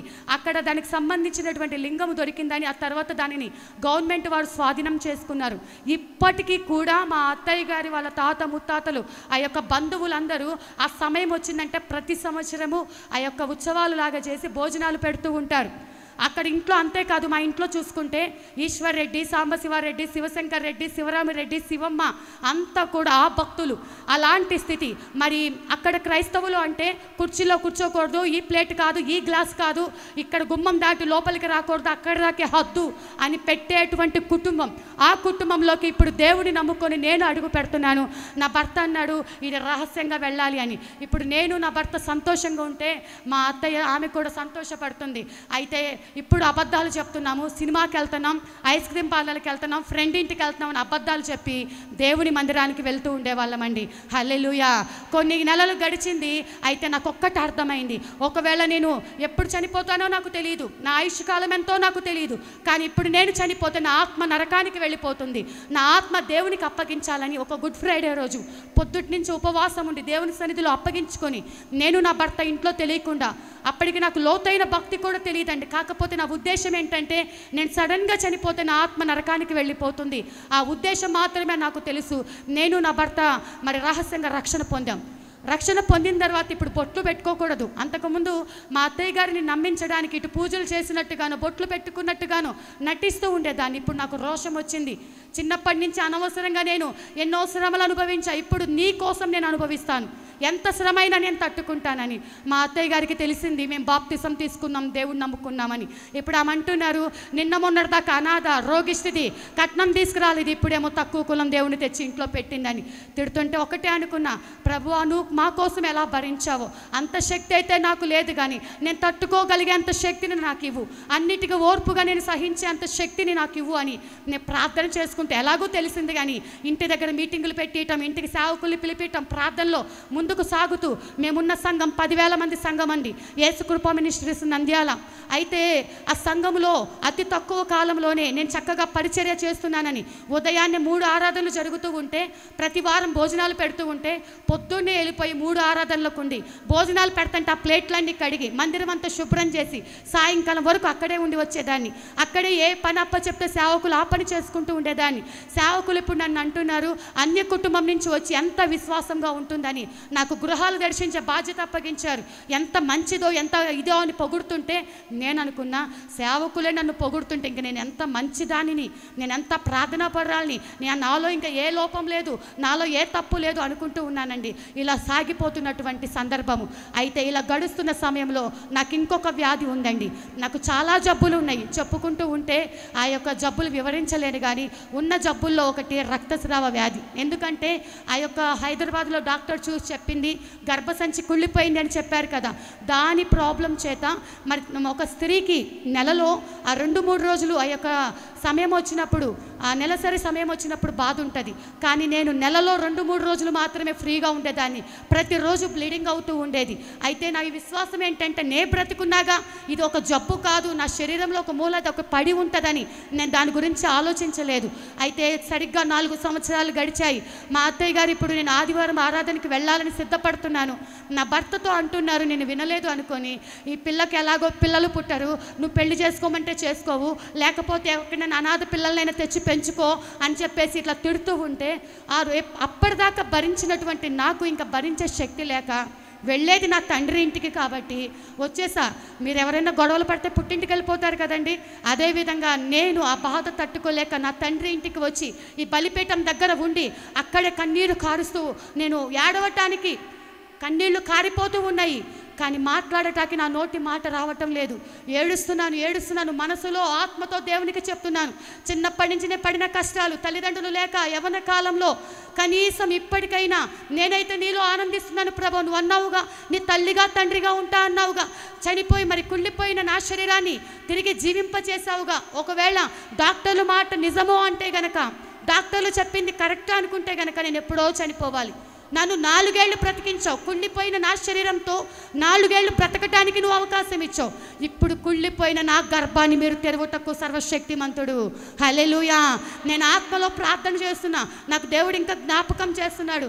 ఏ పరిశుద్ధ గ్రంథంలో అన్నమ్మ నాలాగే సంతానం లేకపోతే నీ సన్నిధిలో కన్నీరు కారిస్తే అన్నమ్మ ప్రార్థన ఆలకించి ఉన్నతమైన సమయాలనిచ్చావు కదా, నా ప్రార్థన ఆలకించు, నువ్వు మారని దేవుడవు కదా, నాకు గర్భఫలం దయచేయని చెప్పి దేవునితో పెనుగులాడుతున్నాను. అందరూ ఆరాధనలో ఉన్నారు, నేను మాత్రం దేవునితో ఆత్మలో మాట్లాడుకుంటూ ఉన్నాను. ఇలాంటి సమయంలో ఆరాధన చేస్తూ ఉన్నప్పుడే దైవజనులు ఒక ప్రవచనం రిలీజ్ చేశారండి. బలమైన అభిషేకము పరిశుద్ధ స్థలంలో నుండి దిగివచ్చి నా మీదకు రావటం జరిగింది. నేను అన్య భాషలు మాట్లాడుతూ దేవుని ఆత్మతో నింపబడినప్పుడు సేవకులు అంటున్నారు, ఇక్కడ ఒక స్త్రీ రక్తస్రావ వ్యాధితో బాధపడుతుంది, ఆ వ్యాధిని నేను పిండంగా మార్చబోతున్నాను, నువ్వు విశ్వాసం ఉంచి నీ గర్భం మీద చేపెట్టుకొని ప్రార్థించు అనగానే మా అభిషేకంతో నింపబడిన నేను నా గర్భం మీద చేపెట్టుకొని మరి మీదటికి నువ్వు నీ బిడ్డనెత్తుకొని ఈ స్థలంలో సాక్ష్యం చెప్పబోతున్నావంటే నా దేవుడు నాతోనే మాట్లాడుతున్నాడని. నాకంటే పిల్లలు లేని వాళ్ళు ఎంతోమంది ఉన్నారు. 10,000 మంది సంఘంలో 10 ఏళ్ళు 17 ఏళ్ళు 20 ఏళ్ళు పిల్లలు లేని వాళ్ళు ఎంతోమంది ఉన్నారు. నేను అనుకోలేదు నాతోనేనా ఈ వాగ్దానము, ఇంకొకరితో అనుకోలా. దేవుడు నాతోనే మాట్లాడాడు, నా హృదయాన్ని తాకాడు. ఇది నాకే వాగ్దానం అని నేను ఆ వాగ్దానాన్ని క్యాచ్ పట్టుకొని అంగీకరించినప్పుడు దేవుడు ఆ నెలలోనే నా గర్భాన్ని తెరిచాడండి. హల్లెలూయా. దేవునికి స్తోత్రం. అయితే మా అత్తయ్య గారు ఇప్పుడు అంటున్నారు, ఈ అమ్మాయికి జబ్బు ఉంది కాబట్టి వెంటనే హాస్పిటల్కి వెళ్ళకూడదు, 4వ నెల వస్తేనే ఉన్నట్టు, లేకపోతే పోతుంది అంటే సరేనని 4వ మాసం వచ్చిన తర్వాత హాస్పిటల్కి నా భర్త తీసుకువెళ్ళారండి. ఒంటరిగా నా భర్త వదిలేసి వెళ్ళిపోయారు. హాస్పిటల్లో అన్ని టెస్టులు చేయించుకున్నాను. నీతో పాటు ఎవరు రాలేదమ్మా అంటే ఎవరు రాలేదండి అంటే మరి నీకే చెప్పాలంటే నాకే చెప్పండి అన్నాను. బేబీ అయితే ఉంది కానీ బేబీకి హార్ట్ బీట్ లేదని చెప్పారండి. హార్ట్ బీట్ లేదని చెప్పినప్పుడు మరి వెంటనే అబార్షన్ చేయాలి. ముందన్న వచ్చుంటే 2వ నెలలోనో 3వ నెలలోనో వచ్చుంటే ఏదైనా మందులు వాడేవాళ్ళము. ఈ సమయంలో వచ్చావు, నువ్వు ముందే వీక్గా ఉన్నావు, నీ ప్రాణానికి అపాయం అవుతుంది అని చెప్పినప్పుడు నా గుండె పగిలినంత దుఃఖము, కన్నీరు కారుస్తూ అదేంటి ప్రభు, మనుషుల మాట కాదుగా, నువ్వు కదా నాకు మాట ఇచ్చింది అని చెప్పి కన్నీరు కారుస్తూ నా భర్తను తీసుకొని సాయంకాలం రేపు మళ్ళీ వస్తా, వెంటనే అడ్మిట్ అవ్వాలి, లేట్ చేయకూడదని డాక్టర్ చెప్పినప్పుడు సరేనని ఇంటికి వచ్చి నా భర్తతో మా అత్తయ్య గారితో చెప్తే నాకు ముందే తెలుసు పిల్లలు పుట్టారని. నా భర్త అన్నాడు, నీకే అపాయమైనప్పుడు వద్దు, అబార్షన్ చేపించేసుకో అని చెప్పారండి. కానీ నేనైతే విడిచిపెట్టలేదు. నాకు మాట ఇచ్చింది మనుష్యుడు కాదు, నాకు మాట ఇచ్చింది నా దేవుడు. పరిశుద్ధ గ్రంథంలో అనేకులకు మాట ఇచ్చి నెరవేర్చినటువంటి దేవుడు నాకెందుకు మాట తప్పుతాడు? మారని సజీవుడు కదా. నేను అనుకుంటున్నాను, దేవునితో మాట్లాడుతున్నాను, దేవునితో మాట్లాడుతూ అయ్యా నువ్వు నాకెందుకు ఇచ్చిన మాట తప్పుతావు? నేను మంచిగానే ఉన్నాగా, మరి నాలో నీ వాగ్దానం పొందుకోలేకపోవడానికి నాలో ఏది అడ్డుపడుతుందో నాకు తెలియచే. నాకైతే ఏ తప్పు కనిపించట్లా, నేను పర్ఫెక్ట్గానే ఉంటున్నా, బాగా కానుకలు ఇస్తున్నా, పరిచర్య చేస్తున్నా, ప్రార్థనలు చేస్తున్నా, గృహ దర్శనాలు చేస్తున్నా, ఇంతకంటే ఏం చేయాలి? నువ్వేం కోరుకుంటున్నావు నా నుంచి అని చెప్పి దేవుణ్ణి ఎంతగానో అంత ప్రశ్నించిన దానినండి. సరే అయినా కానీ 3 రోజులు ఉపవాసం ఉంటాను. ఈ ఉపవాసంలో నా లోపల ఏమైనా బలహీనత ఉంటే తెలియచే, నాకైతే ఏమీ లేవు. ఒకవేళ బలహీనత ఉంటే తెలియచే, నేను అది ఒప్పుకుంటానని ఉపవాస ప్రార్థన మొదలుపెట్టానండి. 3 రోజులు ప్రార్థన స్టార్ట్ చేస్తే దేవుడండి ఒక్కొక్క బలహీనత ఒక స్క్రీన్ మీద చూపించినట్టు నా ప్రతి పాపమును చూపిస్తున్నాడండి. హల్లెలూయా. అది చూపిస్తున్నప్పుడు నేను క్రింద పడి డొల్లి ఒక్కొక్క పాపమును బట్టి కన్నీరు కారుస్తూ ప్రార్థన చేస్తున్నాను. బాప్తిసం తీసుకున్నప్పుడు నేను అనుకున్నాను, మరి సినిమాలు చూడకూడదు, సినిమాలకు వెళ్ళకూడదు అన్న సంగతి తెలుసు. అయితే టీవీలో ఒక్క సీరియల్ వచ్చేది, అది మొగల్ రేకులని సీరియలు, తల్లిదండ్రులు లేనోళ్ళు పిల్లలది స్టోరీ. పరిశుద్ధాత్మ దేవుడు వాక్యం ద్వారా నన్ను హెచ్చరించేవాడు, మీరు చూడకూడనివి చూస్తున్నారేమో, మీరు ఇళ్ళ దగ్గర ఇలా ఉంటున్నారని చెప్పి సేవకులు మాట్లాడుతున్నప్పుడు మళ్ళీ దేవునికి చెప్పేదాన్ని, ఇది ఒక్కటే అయ్యా, తల్లిదండ్రులు లేనోళ్ళదయ్యా, ఇదేమైందో చూసి అప్పుడు మానేస్తాలే అనుకుంటూ ఉండేదాన్ని. పగలంతానేమో గృహాలు దర్శించి ప్రార్థన చేసి పరిచర్య చేసి ఇంటికి వచ్చి రహస్యంగా ఆ ఒక్క సీరియల్ చూసేదాన్ని. అంత మాత్రమే కాదు, నా భర్త తరపున వాళ్ళందరూ కూడా పెద్ద ఉన్నవాళ్ళండి. మా చిన్నత్తయ్య గారు వాళ్ళందరూ కూడా నేను చావు బ్రతుకుల మధ్య ఉన్నప్పుడు చిన్నోడు చేసుకొచ్చుకుంది ఏ అమ్మాయినని గుమ్మానికి అవతల ఉండి ముక్కుకు గుడ్డడ్డు పెట్టుకొని ఏది ఈ అమ్మాయినైనా చేసుకొచ్చుకుందని చూసి వెళ్ళిపోయినవారు. నా దగ్గరకు వచ్చి అమ్మ నీకేం కాదు, నువ్వు బ్రతుకుతావు ఇలా అని పలకరించిన వాళ్ళు ఎవ్వరూ లేరండి. అయితే వాళ్ళని సంతోషపెట్టడం కోసం వాళ్ళు ఎక్కడికి పిలిచిన అపవిత్రమైన స్థలాలకు వెళ్ళిపోతూ ఉండేదాన్ని, తినకపోయిన అపవిత్రమైన స్థలాలకి వెళ్ళిపోతూ ఉండేదాన్ని వాళ్ళని సంతోషపెట్టాలని. అంత మాత్రమే కాదు, దేవుని సన్నిధికి రావడానికి నాకు సింపుల్గా ఉండటమే ఇష్టం. అయితే దేవుని సన్నిధికి వచ్చేటప్పుడు చక్కగా మొదటి నుంచి తీర్మానం, బాప్తిసం తీసుకున్నప్పటి నుంచి ప్రతి ఆదివారం నేను తెల్ల చీర కట్టుకుంటానని చక్కగా తెల్ల చీర కట్టుకుని తగుమాత్రము అలంకరణతో వచ్చేదానండి. కానీ బంధువులు ఎవరన్నా పిలిచారంటే నా భర్త చేపించిన 30 గాజులు బంగారం వేసుకొని మరి వాళ్ళందరూ చూడాలి, నాకేమీ లేదనుకుంటున్నారేమో, నాకంతా ఉంది అని అందరూ చూడాలనుకొని అట్లా వెళ్తూ ఉండేదాన్ని. ఇట్లా ఒక్కటి కాదండి, దేవుడు నా ప్రతి బలహీనతను, నేనైతే సేవకులు నన్ను చూడట్లేదేమో అనుకున్నాను, నాతో పాటు ఎవరు లేరు అనుకున్నాను, కానీ నాతో ఉండి నాలో ఉండే పరిశుద్ధాత్మ దేవుడు నన్ను చూసి ఎన్నిసార్లు దుఃఖపడ్డాడో, నేను అపవిత్రమైన స్థలాలకు వెళ్ళినప్పుడు ఆయన ఎన్నిసార్లు కన్నీరు కార్చాడో అదంతా కూడా నాకు చూపిస్తున్నప్పుడు, దేవా నిజముగా నా తల్లి విడిచినా నా తండ్రి విడిచినా నువ్వు నా కోసము ప్రాణం పెట్టి నన్ను రక్షించుకొని నన్ను బ్రతికిస్తే నేను మాత్రం నిన్ను మోసం చేశానయ్యా, నేను ఎన్నోసార్లు గాయాలు రేపానయ్యా, నేను ఎన్నోసార్లు పెట్టానయ్యా, నేను వాక్యం అయిపోయిన తర్వాత పిన్ టు పిన్ ప్రార్థన చేస్తున్నాను, కానీ ఆ చేసిన ప్రార్థన నా హృదయంలో అంగీకరించి ఆ వాక్యానుసారంగా జీవించలేకపోతున్నాను. మరి అంటారు కదా, వేశ్యనైనా క్షమిస్తానేమో కానీ వేషధారిని క్షమించను అని. నేను వేషధారణ జీవితం జీవిస్తూ వచ్చాను. సంఘం పొగుడుతుంది, సేవకులు పొగుడుతున్నారు అందరి ఎదుట, నేను మంచిదాన్ని, పరిశుద్ధురాల్ని, మంచిదాన్ని. ఈ గర్వంలోనే ఈనాడు క్రైస్తవ జీవితంలో ఇదే గర్వము ప్రవేశించి ఏలుబడి చేస్తానండి. నాకు అన్నీ బాగా తెలుసు, నేను బాగా పాడగలను, నేను బాగా వాక్యం చెప్పగలను, ప్రార్థన చేయగలను, సేవకుల దగ్గర మంచి పేరు సంపాదించుకున్నా. సరే, అందరి ఎదుట పేరు తెచ్చుకున్నావు, కానీ నీ తండ్రి ఎదుట నీ క్రియలు ఎలా ఉన్నాయి, నీ హృదయం ఎలాగుంది, నీ అంతరంగము దేవునికి ఎలా ఉంది? ఒకవేళ నా మీద పాత నిబంధన కాలంలో లాగా, ధర్మశాస్త్ర కాలంలో లాగా తప్పు చేసిన వెంటనే శిక్ష ఉన్నట్లయితే ఏ రాళ్లతో కొట్టబడో, ఏ అగ్ని గంధకాలు కురవబడో నేను చనిపోవలసిన దానను. కానీ కృపాకాలమున దేవుడు కృప చూపి కనికరించి నేను అలా నశించిపోవట దేవునికి ఇష్టం లేక నన్ను దర్శించి నాకు ఒక అవకాశమునిచ్చి దేవుడు నాతో మాట్లాడారండి. అలా ప్రతి బలహీనత ఇలా చెప్పుకుంటూ ప్రతి చిన్న పాయింట్తో సహా పలానాసారి ఎలా వెళ్ళాను, ఎక్కడికి వెళ్ళాను, ఏమి చేశాను మొత్తం కూడా దేవుడు నాతో మాట్లాడారు. ఇప్పుడు ఒప్పుకుంటున్నాను, అయ్యా నిజమే, ఇవన్నీ నేను చేశాను, ఇక మీదట నీ కోసమే బ్రతుకుతాను, నీకు ఇష్టమైనట్టుగా జీవిస్తాను, వాక్యానుసారంగా ఉంటాను, మనుషులను సంతోషపెట్టే భక్తి నేను చెయ్యను, నీ కోసమే నేను ఎక్కడికైనా వెళ్తానయ్యా. నువ్వు ఇచ్చిన మాట ప్రకారము నాకు సమూయేలు లాంటి ప్రవక్తను నా గర్భాన్నివ్వు. అబ్బాయే పుట్టాలి, మళ్ళీ అమ్మాయో అబ్బాయో కాదు, నాకు అబ్బాయి కావాలి. ఆ అబ్బాయికి అభిషేక్ అని పేరు పెట్టుకుంటా, ఎంతైనా చదివించి నీ సేవకిస్తాను. ఇక మీదట నీ సువార్త ప్రకటించడానికి ఎంత దూరమైనా వెళ్తాను. నేను బ్రతుకున్నంతకాలం నా కుమారుడిని సేవకిస్తాను. నా కుమారుడు పెద్ద అయ్యేంత వరకు నేను ఒక సువార్థికురాలిగా వెళ్ళి అన్ని చోట్ల నీ గురించి నేను సాక్ష్యం చెప్తాను అని చెప్పి తీర్మానం చేసుకొని దేవునితో కొన్ని తీర్మానాలు మాట్లాడుకున్న తర్వాత ఇప్పుడు హాస్పిటల్కి వెళ్ళి టెస్టులు చేయించినప్పుడు డాక్టర్లు చెప్పిన మాట ఏంటంటే అబార్షన్ అవసరం లేదు, బేబీ హెల్దీగా ఉందని చెప్పారండి. హల్లెలూయా.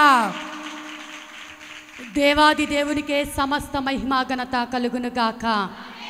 దేవుడు మన జీవితాలను మార్చడానికి కొన్ని సమయాల్లో సేవకులు చెప్పిన రీతిగా ఒక జబ్బు వచ్చిందంటే, ఒక వ్యాధి నీలోకి వచ్చిందంటే ఒక్కసారి సరి చేసుకో. ఆ వ్యాధిని బట్టి దేవుడు నా నుంచి ఏమి కోరుకుంటున్నాడు, నేను దేవునికి సాక్ష్య జీవితం జీవించాలి అని నా పరిస్థితి మార్చి దేవుని సన్నిధిలో ఇంకా అనేకులకు ఇచ్చే స్థితిలో దేవుడు నన్ను నిలబెట్టాలని. ఏ శ్రమ కూడా ఊరికే దేవుడు అనుమతి ఇవ్వడండి. ఇంకొన్ని సమయాలలో నీ ఆత్మ దేవునికి విలువైనది కాబట్టి నీ ఆత్మను రక్షించటం కోసం వాటికి అనుమతిస్తూ ఉంటాడు. ఏ విషయంలో మనం ఏ సమస్యతో బాధపడుతున్నామో, ఏ బంధకాలలో మనం బంధింపబడి ఉంటున్నామో, ఇంకా దేవుడు చేయలేదు, అద్భుతం జరగలేదు, మందిరానికి వచ్చి వెళ్తున్నాం, ఇన్ని వారాలైంది, ఇన్ని సంవత్సరాలైంది కాదండి. వచ్చి వెళ్ళటం కాదు, నేను వచ్చి వెళ్ళాను, 4 ఏళ్ళు వెళ్ళాను, అందరి ఎదుట ఘనంగానే ఉన్నాను, కానీ నా అంతరంగము దేవునికి ఇష్టముగా లేదు.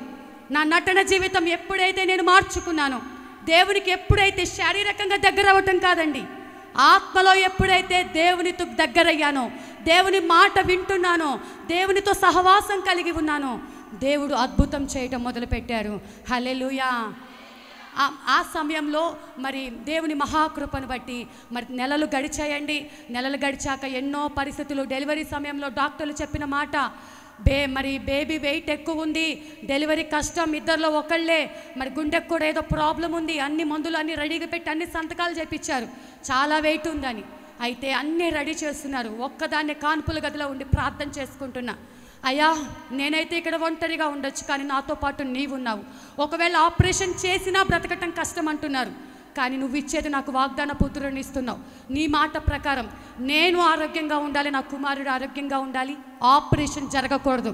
కత్తి మీద పడితే ఈ అమ్మాయి శరీరం బలహీనమైనది, ఆపరేషన్ చేసి తీశారంటారు, నేను ఎంత నొప్పైనా భరిస్తా. నాకు నార్మల్ డెలివరీతో, ఎందుకంటే అసాధ్యమైన వాటిని సుసాధ్యంగా చేయగలిగిన దేవుడు మనం ఆరాధిస్తున్న దేవుడు. హల్లెలూయా. ఒకటే దేవునితో తీర్మానం చేసుకున్న ఆపరేషన్కి అన్నీ సిద్ధపరుస్తున్నారు. 4 కేజీలు నా మగబిడ్డను దేవుడు నాకు నార్మల్ డెలివరీతో దేవుడు ఇచ్చి ఉంటున్నారండి. హల్లెలూయా. అన్న మాట చప్పునే అభిషేక్ అని మరి పేరు పెట్టుకున్నాను. ఒకప్పుడు తినటానికి కానీ ఎవరైనా మంచి బట్టలు వేసుకుంటే, నాకు స్వీట్స్ అంటే చాలా ఇష్టం అండి. స్వీట్ షాప్లో స్వీట్ చూస్తే ఇది తింటే బాగుంటుంది కదా అని చూసుకొని సంతృప్తి పడేదాన్ని. ఎవరైనా మంచి బట్టలు వేసుకుంటే, ఈ బట్టలు వేసుకుంటే బాగుంటుంది కదా అని చూసి సంతోషపడేదాన్ని. దేవుడు నాకు తర్వాత 3 బట్టల షాపులను ఇచ్చాడు, నా కింద పని వాళ్ళని ఇచ్చాడు, నేను అనేకులకు పెట్టే స్థితిలో ఉండేటట్టుగా దేవుడు నన్ను నిలబెట్టాడు. అయితే నేను ఏదైతే దేవుడితో తీర్మానం చేసుకున్నానో 2008లో నాకు బాబు పుట్టాడండి. అప్పటి నుంచి కూడా మరి ఎక్కడికైనా నంద్యాల నుంచి విజయవాడ రావటానికి 8 గంటల ప్రయాణం పట్టేది. అక్కడి నుంచి చుట్టుపక్కల అన్ని ప్రాంతాలకు వెళ్ళి ఎవరు పిలిస్తే వాళ్ళ దగ్గరికి నేనే ఎదురు కానుక ఇచ్చి మరి వెళ్ళిపోయి సాక్ష్యం చెప్పొస్తూ ఉండేదాన్ని. ఇలా ఉంటూ ఉన్న సందర్భంలో 2017 వరకు ఇలాగే ఉన్నానండి. 2017లో 40 రోజులు ఉపవాసం ఉన్నప్పుడు దేవుడు నాతో మాట్లాడారు. నేను అనుకుంటూ ఉన్నాను, దేవుడు సంతోషపెడుతున్నాను, దేవుడికి ఇచ్చిన మాటను నెరవేరుస్తున్నాను, ఇటు వ్యాపారాలు చూసుకుంటున్నాను, ఇటు కుటుంబాన్ని చూసుకుంటున్నాను, ఇటు పరిచర్య చేస్తున్నాను, ఇదే కథ సంతోషము అంటే దేవుడు నాకు మనసు నెమ్మది ఇవ్వలేదు. అయితే అయ్యా నువ్వు నాతో ఏదో మాట్లాడాలనుకుంటున్నారు ప్రభో, మరి ఏంటి నాతో తేటగా మాట్లాడండి. నేను ఉపవాసం ఉన్నప్పుడు దేవుని దగ్గర కనిపెడితే దేవుడు నాకు దర్శనం ద్వారా, లేఖనం ద్వారా, వాక్యం ద్వారా మాట్లాడారండి. ఒక పెద్ద పాలరాతి మందిరంలో మరి మా ఆత్మీయ తల్లిదండ్రులు చేతుల మీదుగా ఆ మందిరం ఓపెన్ అవుతుంది. అక్కడ ఆ యొక్క స్టేజ్ మీద పరిశుద్ధ స్థలంలో కల్వరి కృపా మినిస్ట్రీస్ అని నల్లటి గ్రానైట్ మీద గోల్డెన్ లెటర్స్తో ఉంది. అయితే నా పిల్లలు ఒకవేళ నేను అనుకుంటున్నాను ఇది నా కుమారుడు పెద్దయ్యాక కట్టబోయే మందిరమేమో అనుకుంటున్నాను. కాదండి, నా పిల్లలు చిన్నగానే ఉన్నారు, నేనే ఉన్నాను, ఆ స్థలంలో నేనే నిలబడి ఉన్నాను.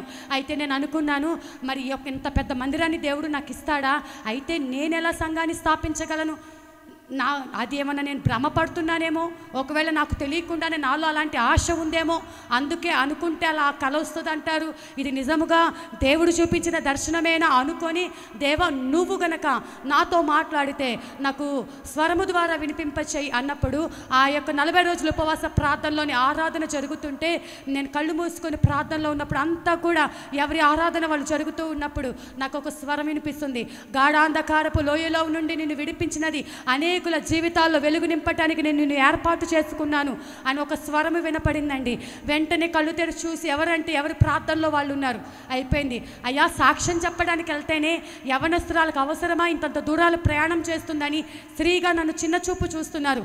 ఇప్పుడు సంఘాన్ని స్థాపించడానికి నాకంత శక్తి లేదు, మరి నా భర్త ఇంకా సేవలోకి రాలేదు, నేను ఎలా సేవ చేయగలను, నా పిల్లోడు పెద్దయ్యేంత వరకు నేను ఒక సువార్త చేసుకుంటూ బ్రతుకుతూ ఉంటానని అనుకుంటే దేవుడు మాట్లాడాడు లేఖనం ద్వారా, బలహీనతల యందు నా శక్తి పరిపూర్ణమవుతుంది, నా కృప నీకు చాలునని దేవుడు నాతో మాట్లాడారండి. హల్లెలూయా. ఆ విషయము బట్టి 2017లో వస్తే ఉన్న పార్ట్నర్ షాపులు, ఎందుకంటే స్టాక్ మొత్తం తెచ్చి బ్యాంకు వ్యవహారాలు నా భర్త కంటే ఎక్కువగా నేను, ఎందుకంటే ఏమీ లేని నన్ను నా భర్త పెళ్లి చేసుకున్నాడు, ఆయనకి సహాయకరంగా ఉండాలని మొత్తం బిజినెస్ నేనే చూసుకుంటూ ఉండేదాన్ని. అయితే నా భర్తకి విషయం చెప్పినప్పుడు ఇంత షాపులు, నెలకి లక్షలు వచ్చే షాపులు వదిలేసి వెళ్తే ఎలా సేవ చేస్తాం, నువ్వు అన్నీ అలాగే అంటావు, ఇట్లా కూడా సేవ చేయొచ్చు అనుకొని నా భర్త అన్నప్పుడు నిజమే కదా అనుకొని నేను ఆలస్యం చేయటం మొదలుపెట్టాను. ఈ లోపల కరోనా రానే వచ్చింది. ఆ కరోనా వచ్చిన సమయంలో దేవుడు నాకంటే బలాఢ్యులు ఎంతోమంది కళ్ళ ముందు రాలిపోతున్నారు. దేవుడు నాతో మాట్లాడుతున్నాడు, నీకు ఇచ్చిన అవకాశం నువ్వు ఉపయోగించుకోలేదు, మరి నేడే నీ ప్రాణం పోతే నువ్వు నాకు ఇచ్చిన మాట తీర్చకుండానే నువ్వు వెళ్ళిపోతావు అన్న విధంగా నాతో మాట్లాడుతుంటే ఈసారి అనుకున్న ప్రభువా, ఈసారి కనుక నాకేమీ రాకూడదు, మరి కరోనా నాకు రాకుండా ఉంటే, ఎందుకంటే నా శరీరం అంతా కుళ్ళిపోయిన శరీరం, నాకు గనక వస్తే అది తగ్గదని అందరూ అనుకుంటున్నారు. ఇంతకాలం నా వ్యాపారాల్లో పడిపోయాయి. ఎలాగో కరోనా లాక్డౌన్ టైం కాబట్టి నాకు దేవుడిచ్చిన ఆలోచన బట్టి కాన్ఫరెన్స్ కాల్ ఇద్దరితో స్టార్ట్ చేశానండి. ప్రతి తెల్లవారుజామున 4:30 నుంచి 6 గంటల వరకు రాత్రి కాలంలో కాన్ఫరెన్స్ ఇద్దరితో స్టార్ట్ చేశాను. దేవుని మహాకృప కొద్ది కాలంలోనే 150 మంది పైన అయిపోయారండి. ఆ యొక్క కాన్ఫరెన్స్లో ఎన్నో మిరాకిల్స్, వెంటిలేటర్ల మీద ఉన్నవారు, సంతానం లేని వాళ్ళు, అప్పుల్లో ఉన్నవారు, బంధకాల్లో ఉన్నవారు, అద్భుతాలు జరుగుతూ ఉంటే ఒకరి నుంచి ఒకరికి మరి అది ప్రాకిపోయి మరి ఇద్దరితో ప్రారంభించబడిన పరిచర్య నేటికి 6 రాష్ట్రాల ప్రజలు యాడ్ అవుతున్నారండి. హల్లెలూయా. ఈ 6 రాష్ట్రాల వాళ్ళు ఇప్పటికీ కూడా వాళ్ళకి మరి ఖచ్చితంగా రాయలేరు, కానీ నేను చెప్పేది మాత్రం వాళ్ళకి అర్థమవుతూ ఉంటుంది. కర్ణాటక కానీ, ఒరిస్సా కానీ, ఇటు పక్కన చెన్నై కానీ, ఢిల్లీ కానీ, ఇట్లా కొంతమంది ఇలా యాడ్ అవుతూ ఉన్నారండి. ఇలా ఉంటున్న సమయంలో మరి 2020లో మరి లాక్డౌన్ ముగిసిన తర్వాత దేవునితో మరి ఒక్కటే చెప్పాను నా భర్తతో, ఇంకా ఇవన్నీ కాదు, దేవుడు అవకాశం ఇచ్చాడు, ఇంకా అన్నీ వదిలి వెళ్ళిపోదామని ఉన్న పాటున వ్యాపారాలన్నీ క్లోజ్ చేసి అన్ని షాపులు అమ్మేసి నా పిల్లలిద్దరిని తీసుకొని నా భర్త నేను సేవకు బయలుదేరామండి. నేను అంతకుముందు ఈ కరోనా సమయంలో అడిగాను, అయ్యా ఎక్కడికి వెళ్ళాలి, మరి విజయవాడ అని దేవుడు నాకు చూపిస్తే విజయవాడకి వెళ్తే పుట్టింటికి వెళ్ళా అనుకుంటారు. నాకు అక్కడ అమ్మ నాన్న లేకపోయినప్పటికీ మా వాళ్ళు ఉన్నారు కాబట్టి భర్తను తీసుకుని వెళ్ళిపోయింది అనుకుంటారు. నాకు విజయవాడ వద్దు, ఇంకో స్థలం చూపించని అడిగాను. అయితే దేవుడు నాతో అన్నాడు, నువ్వు ఎక్కడైతే విగ్రహారాధన చేస్తావో, ఎక్కడైతే అన్ని జనుల మధ్య నీవు ఉంటున్నావో అక్కడికే వెళ్ళి పరిచర్య చేయమని దేవుడు చెప్పినప్పుడు ఉన్న పాటున ఆ షాపులు అమ్మేసి కొన్ని వంట సామాను 2 సంచుల్లో కట్టుకొని నా భర్త నేను 2 పిల్లలను కలిసి 2020లో ఆగస్టు 15న విజయవాడ సేవకు రావటం జరిగిందండి. హల్లెలూయా. అందరూ పిచ్చి పట్టిందా? ఉన్నతమైన స్థితి. వ్యాపారాలు చేస్తూ సేవ చేసుకుంటుంది కదా, ఆల్రెడీ స్త్రీల మధ్య వాడబడుతుంది, మీటింగులకు తిరుగుతుంది, అన్నీ చేస్తుంది కదా, ఇప్పుడు అన్నీ వదిలిపెట్టి రావాల్సిన అవసరమేముంది? ఏమన్నా పిచ్చి పట్టిందా అంటే నా దేవుడి పిచ్చి తప్ప నాకు వేరే లోకం కనిపించట్లేదు. ఎవరి మాటలు నాకు అర్థం కావటం లేదు. నా దేవుడు నన్ను బ్రతికించగలడు. నేను ఒకటే చెప్పాను, ఇంతకాలము పోషించిన దేవుడు ఇక మీదట కూడా పోషిస్తాడు. ఏమీ లేనప్పుడు దేవుడు నాకు సమృద్ధిగా ఇచ్చాడు. ఇప్పుడు సమృద్ధిగా ఇచ్చిన తర్వాత వాటన్నిటినీ విడిచిపెట్టి దేవుడు ఒక్కడు నాకు చాలని వాటన్నిటిని పెంటతో సమానంగా ఎంచుకొని దేవుని పని కోసం విజయవాడ వచ్చానండి. వచ్చాక నా పిల్లలకి ఎలా పోషించుకోవాలో నాకు తెలియదు, ఇంటి అద్దె ఎలా కట్టాలో నాకు తెలియదు. కానీ ఒక్కటే తెలుసు, ఆయన సన్నిధిలో ఉపవాసముతో ఆయన పాదాలు పట్టుకొని పెనుగులాడటం తప్ప నాకు వేరే తెలియదు. నేనేమి ట్రైనింగ్ తీసుకోలేదు, ఎవరి దగ్గరికి నాకు వెనక సేవకుల సపోర్టు లేదు. ఎవరికైనా చెప్పుకోవాలంటే ఎగతాళి చేస్తారేమో భయపడి ఒంటరిగా దేవుని పాదాలు పట్టుకొని కన్నీరు కార్చినప్పుడు నా దేవుడు నన్ను విడిచిపెట్టలేదండి. ఏ శ్రమలో కూడా విడిచిపెట్టలేదు. అనుకోని రీతిగా ఒక సేవకులు, అమ్మ మీ సాక్ష్యం చాలా గొప్పది, కొంచెం సహవాసం కలిగి మీరు మా దగ్గరికి వచ్చి మీరు సాక్ష్యం పంచుకోవాలి, మీకు ఇష్టమైతే మేము యూట్యూబ్లో పెడతామంటే కొన్ని పరిస్థితులు బట్టి యూట్యూబ్లో పెట్టడం నాకు ఇష్టం లేక అంతకుముందు చాలామంది అడిగారు, అమ్మ మీ సాక్ష్యం పెడతామంటే ఎవరికి నేను ఆ ఛాన్స్ ఇవ్వలేదు. అయితే ఈ సేవకుల కుటుంబం ఎంత అత్యంత సన్నిహితులుగా ఉంటారు. సరేనని వారికి ఓకేనండి అని ఒప్పుకున్న, ఏదైతే అదే జరిగింది అని. ఎప్పుడైతే ఆ సాక్ష్యం బయటికి రిలీజ్ అయిందో అండి, అప్పటి నుంచి ఇప్పటిదాకా రెస్ట్ లేకుండా ప్రతిరోజు దేవుడి పనిలో ఆయన వాడుకుంటున్నారండి. హల్లెలూయా. కొన్ని దేశాల నుండి అమెరికా నుండి, కెనడా నుంచి, లండన్ నుంచి, అనేక ప్రాంతాల నుంచి అమ్మ మీ విశ్వాసం గొప్పది, మా కోసం ప్రార్థన చేయండి అని వాటి దేశాల పేర్లు పలకటానికి కూడా నాకు రాదండి. ప్రార్థన చేపించుకుంటూ ఉంటే నేను అనుకుంటా ప్రతిసారి అండి నాకు కన్నీరు ఇక్కడితో అంతమైపోయేది కాదు. ప్రతి కార్యాన్ని తలుచుకుంటూ ఉన్నప్పుడు, ప్రతి సమయాన్ని జ్ఞాపకం చేసుకుంటూ ఉన్నప్పుడు నిజముగా ఈ లోకంలో తల్లి ఎక్కువగా ప్రేమిస్తుంది అంటారు, కానీ ఆ తల్లే నన్ను విడిచిపెట్టినప్పుడు నా తల్లి అయినా నేను ఇప్పుడు ఇలా ఆవేశపడిలా చేసుకుంటే నా పిల్లల పరిస్థితి ఏంటి అని నా తల్లి ఆలోచించలేదు. నా తండ్రి అయినా ఈ త్రాగుడు మానేసి నా పిల్లల్ని కాపాడుకోవాలని ఆయన ఆలోచించలేదు. వాళ్ళైనా విడిచిన నా దేవుడు విడిచిపెట్టలేదు. నా యొక్క దినములు ఆయన గ్రంథములో లిఖితము కాకమునిపే నా పట్ల ఒక ప్రత్యేకమైన ప్రణాళిక కలిగి, తీర్మానము కలిగి, అడుగడుగున తోడబుట్టిన వాళ్ళు అర్థం చేసుకోలేకపోయినా, అందరూ దూషించిన, అసహించుకున్న, నన్ను రోగిస్తుందన్న, కట్నం తీసుకురాలేదన్న, పిల్లలు పుట్టరు అన్న, ఈ పరిస్థితిలో వచ్చిందని ఎంతమంది నన్ను అర్థం చేసుకోలేకపోయినా నా దేవుడు నాతో ఉన్నాడండి. పగిలిపోయిన కుండనని, పనికిరాని పాత్రనని పెంట కుప్ప మీద పడేస్తే ఎవ్వరికి పనికి రాకపోయినా దేవుడు నాకు పనికి వస్తుందని ఆయన చేతిలోనికి తీసుకొని ఆయన కోరుకున్న రూపాన్ని నాకు ఇచ్చి, ఆ అందమైన రూపాన్ని ఇచ్చి ఇప్పుడు అందరూ ఈ పాత్ర నాకు కావాలని కోరుకుంటున్నారండి. దేవుడిచ్చినటువంటి మహాకృప. డాక్టర్లు చెప్పి ఉండొచ్చు, మీ యొక్క స్థితిగతులను బట్టి, మీ దీర్ఘకాలిక వ్యాధులను బట్టి మీరు బ్రతకరు, ఇంతే మందులు వాడాల్సిందే అని. నా శరీరం అంతా నాకు అండి 4 ఆపరేషన్లు అయినాయి. చెవి ఆపరేషన్ అయింది, గర్భసంచిలో గడ్డలు ఉన్నాయన్నారు.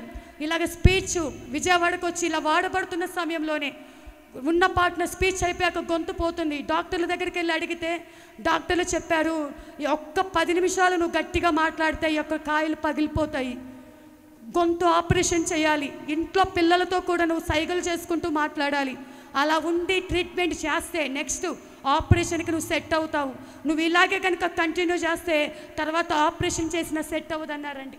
అయ్యా ఇప్పుడిప్పుడే వాడబడుతున్నాను, ఇప్పుడు నేను మౌనంగా ఉంటే ఎలా ప్రభు అని కన్నీరు కార్చి ఉపవాసం ఉన్నప్పుడు, ఏ ఆపరేషను ఏ మందులు లేకుండానే ఇంతగా మాట్లాడటానికి దేవుడు నాకు స్వరాన్ని ఇచ్చి ఉంటున్నాడండి. హల్లెలూయా. ఎన్ని గంటలైనా ఈ యొక్క స్థలంలో నిలబడి 2 గంటలు ఇచ్చినా, అంతకంటే ఎక్కువ ఇచ్చినా మాట్లాడటానికి, వాక్యము గంట సేపు, సాక్ష్యము గంట సేపు మాట్లాడటానికి దేవుడు తన శక్తినిచ్చి ఉంటున్నాడు. తర్వాత ఈ స్థలము దాటి కిందకు వెళ్ళానా, ఆ తర్వాత పని చేయదు గొంతు. నాకు తెలుసా సంగతి, ఇక్కడ ఎంతసేపు మాట్లాడటానికైనా దేవుడు నాకు స్వరాన్ని ఇచ్చి ఉంటున్నాడు అని. ఇలాగే కాదండి, నా భర్త మొదటిగా మరి సహకరించేవానిగా ఉంటే దేవుడు ఆయనను కూడా సేవకు పిలిచి అభిషేకించి ఇద్దరము కలిసి ఇప్పుడు పరిచర్య చేస్తున్నామండి. హల్లెలూయా. మరి పిల్లలిద్దరు కూడా దేవునిలో ఎదగటానికి, మా బాబు ఇంటర్ ఫస్ట్ ఇయర్ అయిపోయింది, పాప 7th క్లాసు. ఆ తర్వాత దేవుడు నాకు పాపనిచ్చి ఉంటున్నాడు. ఒకప్పుడు మా అత్తయ్య గారు ఏ నోటితో అయితే ఈ కులము ఆ కులం అని మాట్లాడిందో, నాకు బాబు పుట్టిన తర్వాత మా అత్తయ్య గారు మోకాళ్ళ నొప్పులతో బాధపడుతూ హాస్పిటల్కి వెళితే ఆమె బరువులు ఎత్తడం వలన మోకాళ్ళ ప్లేట్లు అవి ఏంటిదో అరిగిపోయాయి, ఏవో ప్లేట్స్ వేసి ఆపరేషన్ చేయాలి, చేసిన 50% ఛాన్సు, ఒకవేళ ఆపరేషన్ ఫెయిల్ అయితే మంచంలోనే ఉండాలి అని డాక్టర్లు చెప్పినప్పుడు మా అత్తయ్యకి అప్పటిదాకా ఇంజక్షన్ అంటే తెలియదు, ఒక్కటే ఏడుస్తూ నేను చచ్చిపోతానే, మందు తాగుతూనే చచ్చిపోతానని ఏడుస్తూ ఉంటే నేను మా అత్తయ్యకి చెప్పా, అత్తయ్య నన్ను చనిపోయేదాన్ని దేవుడు బ్రతికించి నా గర్భాన్ని తెరిచాడు, నీ జీవితంలో కూడా అద్భుతం చేస్తాడు, ఒక్కసారి దేవుని సన్నిధిలో అడుగుపెట్టు, ఆ తర్వాత నీకు ఇష్టమైతే వద్దు కానీ లేకపోతే లేదంటే ఆమె పరిస్థితిని బట్టి మాట కాదనలేక వచ్చిందండి. ఆ రోజు ప్రార్థనలో దేవుడు దర్శించాడు, సేవకులు చేసిన ప్రార్థన. అప్పటి నుంచి ఇప్పటి వరకు ఆమె చక్కగా ఆరోగ్యవంతురాలుగా లేడి పిల్ల గంతులు వేసినట్టుగా ఆమె గంతులు వేస్తుందండి. హల్లెలూయా. ఆపరేషన్ లేకుండానే ఎన్ని అంతస్తులైనా ఎక్కగలిగిన బలం ఇచ్చాడు. ఇప్పుడు చెప్తుంది, మేము నంద్యాలలో ఉన్నంత కాలము మరి క్రిస్టియన్ కాలనీస్ ఉంటాయి, అక్కడికి పాంప్లెంట్లు తీసుకొని వెళ్ళి పంచి, మా కోడలు ప్రార్థన చేస్తుంది రండి, మా కోడలు మీటింగ్ పెట్టింది రండి అని చెప్పి నాతో పాటు ఎన్నో మీటింగులకు మా అత్తయ్య నాతో పాటు వచ్చి ఉంటున్నారండి. హల్లెలూయా. కొన్ని దూర ప్రాంతాలు నా భర్త వద్దు అంటే, మనం చేయలేని పని అమ్మాయి చేస్తుంది, అడ్డుపడద్దు, పిల్లల్ని నేను చూసుకుంటానని ఇద్దరు పాలు విడిచిన వెంట నుంచి మా అత్తయ్య గారి పిల్లలిద్దరిని పెంచి, నేను ఆ పిల్లల్ని అలా పాలు విడిచిన వెంటనే విడిచిపెట్టి సేవకు వెళ్ళిపోతూ ఉండేదాన్నండి. ఆమె పిల్లల్ని పెంచి ఏనాడు సేవకు అడ్డుపడకుండా, ఒకప్పుడు ఏ నోటితో అయితే దూషించిందో అంతకు రెట్టింపు సేవకుల్ని గణపరుస్తూ రూపాయి దాచుకొని సేవకులకు ఎంతగానో కానుకలు ఇస్తూ పరిచర్యకు సహకరించే ఒక తల్లిగా దేవుడు నాకు ఇచ్చి ఉంటున్నాడండి. హల్లెలూయా. మరి ఎవరైతే వాళ్ళందరూ ఏంటి ఇలాగ ఈ దేవుని నమ్ముకుంది అనుకున్నా, నా యొక్క బంధువర్గం అంతా వీళ్ళ దేవుడు గొప్పవాడు, అమ్మాయి జోలికి వెళ్ళకూడదని నేను వెళుతుంటేనే భయపడుతూ ఉంటారండి. ఇంత ఘనత ఎక్కడి నుంచి వచ్చిందంటే, మనం ఆరాధిస్తున్న దేవుడు సర్వశక్తిమంతుడు, సజీవుడు, శూన్యంలో సమస్తము కలగ చేయగలిగినటువంటి దేవుణ్ణి మనం కలిగి ఉన్నాము కాబట్టి ఆ దేవుడు నిన్ను విడిచిపెట్టాడు. నీ ముయ్యబడిన ప్రతి గర్భంలో దేవుడు శ్రేష్టమైన సంతానమును ఇస్తాడు. నువ్వు నమ్మినట్లయితే నువ్వు అద్భుతాలు చూస్తావు. నువ్వు చుట్టూ ఉన్న మనుషుల మీద కాదు, ఇక్కడ నిలబడి మాట్లాడేది సేవకులని నువ్వు అనుకోకుండా, ఎప్పుడైతే దేవుడు నాతో మాట్లాడుతున్నాడని నువ్వు అంగీకరిస్తావో ఆ రోజే నీ జీవితం మార్చబడుతుంది. దేవుని ఘనమైన కార్యాలు నీ జీవితంలో పొందుకుంటావు.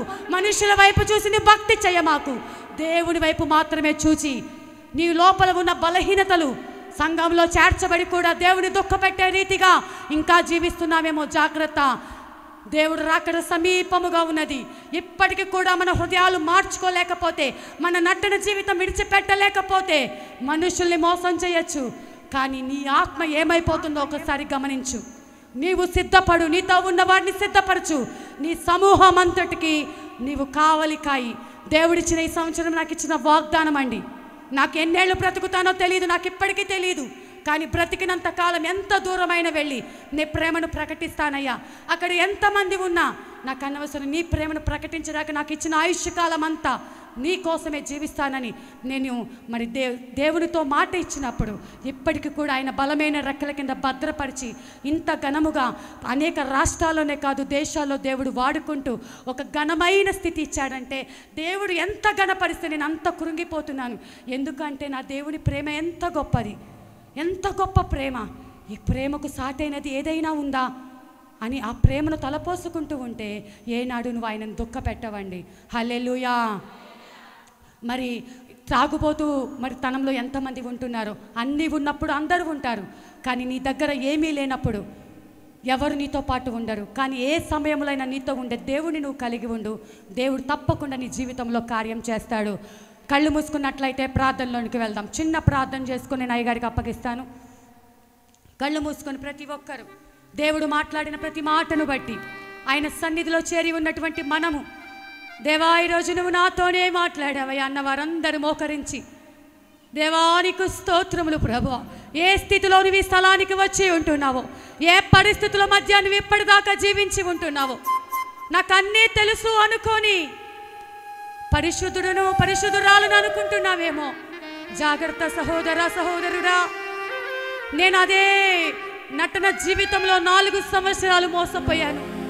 నా దేవుడు నన్ను దర్శించినప్పుడు నేను అంగీకరించా, ప్రభువా నిజమేనయ్యా, నీ గాయాలు నేను రేపాను ప్రభువా, ఎన్నోసార్లు నేను దుఃఖ పెట్టాను ప్రభువా, అయ్యా నన్ను క్షమించు ప్రభువా అని అడిగినప్పుడు దేవుడు నా పాపమును క్షమించి మరొక అవకాశం ఇచ్చాడు.